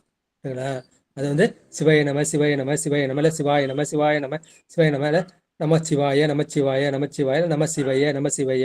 அது மாதிரி எது வேணாலும் சொல்லலாம். சில பேர் அந்த நெடில் எழுத்துக்களை பயன்படுத்துவாங்க, சில பேர் குறில் எழுத்துக்களை பயன்படுத்துவாங்க. ஆனா நமக்கு எல்லாம் புக்கெல்லாம் சிவாய நமன்னு தான் நமக்கு திருமுறையிலும் இருக்கு, சாத்திரத்திலும் இருக்குது. அது நம்ம சிவாய நம சிவாய நம சிவாய நம என்ன ஜெபிச்சுட்டு வந்தாலே போதும். இதெல்லாம் இந்த மாதிரி இருக்கு. இந்த மாதிரி சிஸ்டர்கள்லாம் இருந்திருக்காங்க, இந்த மாதிரி அனுபவ மகான்கள்லாம் இருந்திருக்காங்க. அவங்க என்ன பண்ணாங்க, முயற்சி செய்து சொன்னேன் இல்லையா, இந்த காகபுஜன்ற கதை சொன்னேன். காகபுஜன் 27 ஊழி வரைக்கும் அவர் உயிரோடு இருந்திருக்காரு. அதை பார்த்துட்டு வசிஷ்டர் வாராரு. வந்துட்டு நீ எப்படியா இந்த மாதிரி எல்லாம் ஒடுங்கி போச்சு, பிரம்மன் கூட ஒடுங்கி போயிட்டா, நீ மட்டும் எப்படியா நீ உயிரோட இருக்க அப்படின்னு கேட்குறப்ப, அது உனக்கு தான் தெரியுமே, எனக்கு ஒன்றும் தெரியலையே அப்படின்னு. நான் என்ன பண்ணேன்னா யோக முறையில நான் சாதனை பண்ணேன். யோக முறையில சாதனை பண்ணால நான் இன்னமும் எடுத்துக்கிட்டேன். நீங்க ஞான முறையில நீங்க பண்ணீங்க, நீங்க இருக்கீங்க. ஆனா என்ன, உங்ககிட்ட மனசு கிடையாது. நீங்க பச்சை பிள்ளை மாதிரி இந்த ஊழி முடிஞ்சா மறந்துடுவீங்க. இந்த காகபுஜனா ஒருத்தர் இருந்தா அவனை போய் பார்த்தோம் அப்படின்னு மறந்துடுவீங்க. நான் யோகத்துல என்ன பண்றேன், மனசை நான் பயன்படுத்துறேன். ஆனா மனசுல இருக்கிறதுனால இந்த வசிஷ்டர் வருவார், இப்ப வருவாரு அப்படின்னு நினைப்ப நீங்க வருவீங்க. இந்த மாதிரி 27 ஊழில நம்ம சந்திச்சு நம்ம பேசிக்கிட்டு இருக்கோம் அப்படின்னு சொல்லுவாங்க. இல்லை சில பேர் பெருமான் வந்து யோக முறையை கொடுப்பாரு, சில பேர் ஞான முறை கொடுப்பாரு, சில பேர் சரியை முறையிலே கிடைக்கும். சரியை செஞ்சாலே போதும். கோயிலுக்கு போய் வந்து சில பேர் என்ன பாமாலை பூமாலை தொடுத்துக்கிட்டே இருப்பாங்க. அவங்க ரொம்ப எளிதா நம்ம மனசு கஷ்டம் எதுவும் இல்லாம டக்குன்னு அவங்க பெருமான் திருவடியை போய் சேர்ந்துருவாங்க. சில பேர் கிரியைன்னு செஞ்சுட்டு பூஜை எல்லாம் செஞ்சுக்கிட்டு அக பூஜை புற பூஜை எல்லாம் செஞ்சுக்கிட்டு இருப்பாங்க. என்ன மாதிரி உள்ளவங்க யோகத்தையும் செய்வாங்க. எதை கடைசியாக கிடைக்கிறது எல்லாமே ஞானம் தான். சரியை பண்ணாலும் ஞானம் கிடைக்கும், கிரியை பண்ணாலும் ஞானம் கிடைக்கும், யோகம் பண்ணாலும் ஞானம் கிடைக்கும். அதுமாதிரி ஞானத்திலையும் ஞானம் கிடைக்கும். அதான் சரியியல் ஞானம், கிரியையில் ஞானம், யோகத்தில் ஞானம், ஞானத்தில் ஞானம் என்ற அந்த கடைசி 16 படியா வச்சிருக்காங்க. அது நம்ம என்ன பண்ணலாம், நம்ம எளிதானது வந்து நீங்க தெரிஞ்சுங்க, இதெல்லாம் வச்சுங்க. வேணா நீங்க பூஜையில கூட பூஜை அறையில இதை எழுதி வச்சுக்கிட்டாலும் சரி, இல்லை ஒரு தகடுல எழுதி நீங்க பூஜை அறையில வச்சுக்கிட்டாலும் சரி, அது வந்து நன்மை செய்யக்கூடியது தான். ஆனால் இதெல்லாம் தேவையில்லை. நமக்கு உள்ள காலம் வந்து ரொம்ப குறுகிய காலம். அதை நீங்கள் சிவாய நம சிவாய நம சிவாய நம ஜெபம் பண்ணிக்கிட்டே போங்க. எப்போல்லாம் உங்களுக்கு நேரம் கிடைக்குதோ இந்த மாதிரி சரியை தொண்டு கிரியை தொண்டு போக மற்ற நேரத்தில் நீங்கள் என்ன பண்ணுங்க, இந்த மாதிரி யோகம் மாதிரி யோகத்தில் நிலையில் அமர்ந்துக்கிட்டு நீங்கள் ஜெபிச்சுக்கிட்டே போங்க. அதுதான் நமக்கு என்ன செய்யும், சிவனை அடைவதற்கு வழியாக இருக்கும் என்ற கருத்துமா. ஐயா சிவாய நம. இந்த பாடல் தான் இந்த 905வது பாடல் நீங்க நல்லா விளக்கிட்டீங்க. சிவாய நம சிவாய நமன்னு சொன்னாலே போதும், பிறப்பில்லை. அது போதும், எளிமையான மந்திரம் அப்படின்னு இந்த பாடல் 905 பாடலே நல்லா அழகா வந்திருக்கீங்க. நீங்க நல்லா எடுத்து சொல்றீங்க. முக்கிய நன்றி. சிறந்த கருத்தே அதான். நீங்க வந்து 30 மந்திரம் அஜபா மந்திரம் இருக்கு இல்லையா, அந்த அஜபா மந்திரத்தை வந்து நீங்க வந்து சொல்ல முடியாது. மூச்சோடு சொல்லணும் அப்படின்னா உங்களுக்கு வந்து கான்சன்ட்ரேஷன் வேணும். ஒவ்வொரு மூச்சையும் நீங்க இடத்த வச்சு விட்டுக்கிடுறோம். அது இல்லாம நீங்க வந்து நீங்க இது எல்லாமே சிவாய நம சிவாய சிவாய சிவாய நம சொல்லிட்டே இருந்தா போதும், உங்களுக்கு அது போதும் நமக்கு. அவ்வளவுதான். அதான் இது நீங்க புரிஞ்சுட்டு செஞ்சாலே போதும். ஆமா, மனசுக்கு வந்து நிறைய ஆர்வம் இருக்கும். அப்படி பண்ணலாமே இப்படி பண்ணலாமே அது சித்தி பண்ணலாமேன்னு தோணும். அதை நீங்க என்ன பண்ணலாம், கடைசியா திரண்ட கருத்து தான் சிவாய நம சிவாய நம சிவாயன்னு சொல்லுங்க. இல்ல உங்க குரு உங்க நமச்சிவாய கூட நமச்சிவாய சொன்னாலே அது சிவாய நமங்கிற பலனை வந்து உங்களுக்கு கொடுக்கும். ஆமா. இல்ல முத்தி பஞ்சாக்கரங்கிற சிவய சிவ சிவய வசி அந்த பலனை வந்து கொடுக்கும். முத்தி பஞ்சாக்கம் உங்களுக்கு சிவய சிவ சிவய வசின்னு தான் கொடுப்பாங்க. அது எடுத்தாதான் சொல்லணுங்களா? சாதாரணமே சொல்லலாம். பட் சிவாயனமா சிறப்பா இருக்கு, அது எளிமையா இருக்கு. சிவாயனமா ஆமா, அதமா ஐயா சொன்ன மாதிரி அது ரொம்ப எளிமையா இருக்கு. எளிமையா சொன்னா நமக்கு சிறப்பு ஏனும் செலவும் ஏனும். நமக்கு இந்த போகத்துக்கு வேண்டிய இகபோகத்தையும் கொடுக்கும், பரபோகத்தையும் கொடுக்கும். அதான் பொன்னுசாமி சொன்ன கருத்து திரண்ட கருத்து அடியார்களுடைய கருத்துமா. நன்றி ஐயா. சிவாயனம். ஒரு நிமிஷமா, அது நம்ம தூங்கும் போது கூட சிவாயன்னு இழுத்து நமன்றத மூச்சு விடணும் அப்படின்னு சொல்லியிருக்காங்கய்யா. அது எப்படி செய்யலாமாங்கய்யா? அது மாதிரி தூக்கமும் வந்துடும் உங்களுக்கு, மந்திரமும் சொல்லிடலாம் அப்படின்ற மாதிரி சொன்னாங்கய்யா. சிவாயன்னு மூச்சை உள்ள இழுத்து நம அப்படின்னும் போது விட்டுடுங்க அப்படின்னு சொன்னாங்கய்யா. மியூட் எடுத்துட்டு பேசுங்கய்யா, மியூட் எடுத்துட்டு பேசுங்க. நம்ம ஆரம்பத்தை செய்யறப்ப நம்ம கான்சியஸா உணர்வோட வந்து நம்ம செய்யறோம். தூங்க போறோம், தூங்க போறப்ப என்ன பண்றோம், இப்ப மூச்சுட்டு சிவாய நம சிவாய நம மேல போறப்ப சிவாயன்னு உள்ள இருக்கிறேன், நமன்னு வந்து வெளில விடுறேன். இது ஒரு மெத்தடு. இப்ப இது நம்ம இது பண்றோம் அப்படின்னா வந்து சிவாய நம சிவாய நம அந்த மாதிரி அது ஒரு மெத்தட். இந்த மாதிரி செய்யலாம். ஒரு மூக்கல இழுத்து இன்னொரு மூக்கல அந்த மாதிரி விடலாம். சிவாய நம செய்யலாம். இந்த மாதிரி சிவாய நம்ம அப்படி மூச்சை உள்ள படுப்போம். என்ன ஒண்ணு, நான் சொன்ன மாதிரி இந்த நடுவில் ஒரு நாடி இருக்கு, சுழுமணி நாடி இருக்கு. அது வந்து மூலாதாரத்துல இருந்து சகசிரம் வரைக்கும் போதும். அப்ப அப்ப சிவாய இங்க போய் முட்டோம், நம சிவாய நம. அந்த நடு நாடியில கவனத்தை வச்சு அது செய்யற ஒரு முறை இருக்குது. அது உங்களுக்கு எந்த முறை ஈஸியா இருக்குது அப்படின்னா வந்து மூச்சு உள்ள போதா சிவாய். இப்போ நம்ம முயற்சி பண்றோம், இப்போ மூச்சு உள்ள போகுது போட்டப்ப என்ன பண்றேன், சிவாயின்னு மனசால நினைச்சுக்கிறேன். மூச்சு இப்போ வெளில வருது, நம்மன்னு நினைச்சுக்கிறேன். இதுதான் வந்து ஈஸி. ஆனா இது சித்தி பண்றது வந்து கஷ்டம். இந்த மூச்சு இழுக்கிறோம் அப்படியே நமக்கு உணர்வு நல்லா வரும். இப்போ இயல்பா மூச்சு வந்துகிட்டும் போயிட்டு இருக்கு. அது வந்து நம்ம மூச்சை நம்ம இழுக்கிறோம், முயற்சி பண்ணி விடுறோம். இது இயல்பாவே மூச்சு உள்ளேயும் போயிட்டு வந்துட்டு இருக்கு. உள்ள போறப்ப சிவ நம சிவாய நம இல்ல இன்னும் பேர் சிவ சிவனே இழுப்பாங்க, சிவன் இழுத்து சிவனை விடுவாங்க. ஒண்ணுக்கும் பல வகையா இருக்கு. அந்த பஞ்சாங்கத்தை நீங்க வந்து பல வகையா பயன்படுத்தலாம். அது வந்து சிவ சிவ சிவ சிவ சிவ சிவன்னு சொல்ல விடு. நம்ம இப்ப யாங்கிற அந்த உறுப்பு. சிவாயம் நம்ம இழுத்து விடும்போது நம்ம அந்த மூச்சை கவனிக்கிறதுக்கு ஒரு வாய்ப்பு இருக்கும் நமக்கு இல்லைங்களாயா? ஆமாமா, அப்ப நம்ம கவனிச்சுக்கலாம். ஏன்னா இப்ப சிவாய நம்ம இதுல போய் இதுல வந்து முட்டும் இல்லையா? சகசதலத்துல முட்டி திரும்ப கீழே இறங்கும். ம். அந்த இதை நம்ம வந்து பார்க்கலாம். அது தெரிஞ்சுக்கலாம். அப்ப 2 இடத்துல உங்களுக்கு அனுபவம் கிடைக்குமா? இந்த இடத்துல வந்து இங்க ஒரு அனுபவம் கிடைக்கும். இங்க போய் முட்டுறப்ப. நாமன்னு சொல்லி கடைசியில போய் என்ன பண்ணுவோம்? 3வது இடத்துல போய் முட்டும். சரிங்களா? அந்த 2 இடத்துல உங்களுக்கு அனுபவம் கிடைக்கும். அந்த 2 இடத்துல உங்களுக்கு அதிர்வுகள் வந்து கிடைக்கும். அப்படியே வைப்ரேஷன் கிடைக்கும். ஆஹ் உங்க ஆன்மா அடியார் வந்து எதை விரும்புதோ ஐயா ஒரு அப்படி சொல்லு. விண்ணப்பம் ஐயா. அடியார்லாம் ஒரு விண்ணப்பம். அவங்க வந்து புவனேஸ்வர் தான் இருக்கிறான். அதனால அட்மைய வந்து இது ரெக்கார்டு ரிமூவ் பண்றதுக்கு இல்ல. அதனால அடியார்லாம் போயிட்டு மறுபடியும் அந்த லிங்க்லயே வந்து ஜாயின் பண்ணுங்களேன் ஒரு முறை. நான் எண்டு கொடுத்துருவேன். மறுபடியும் நீங்க மறுபடியும் இதுல வந்து ஜாயின் பண்ணுங்களேன். சிவாய நம. எல்லாருமே வெளியில போயிட்டு அப்படியே வந்து ஜாயின் பண்ணுங்க. சரிங்கம்மா, சரிங்கம்மா.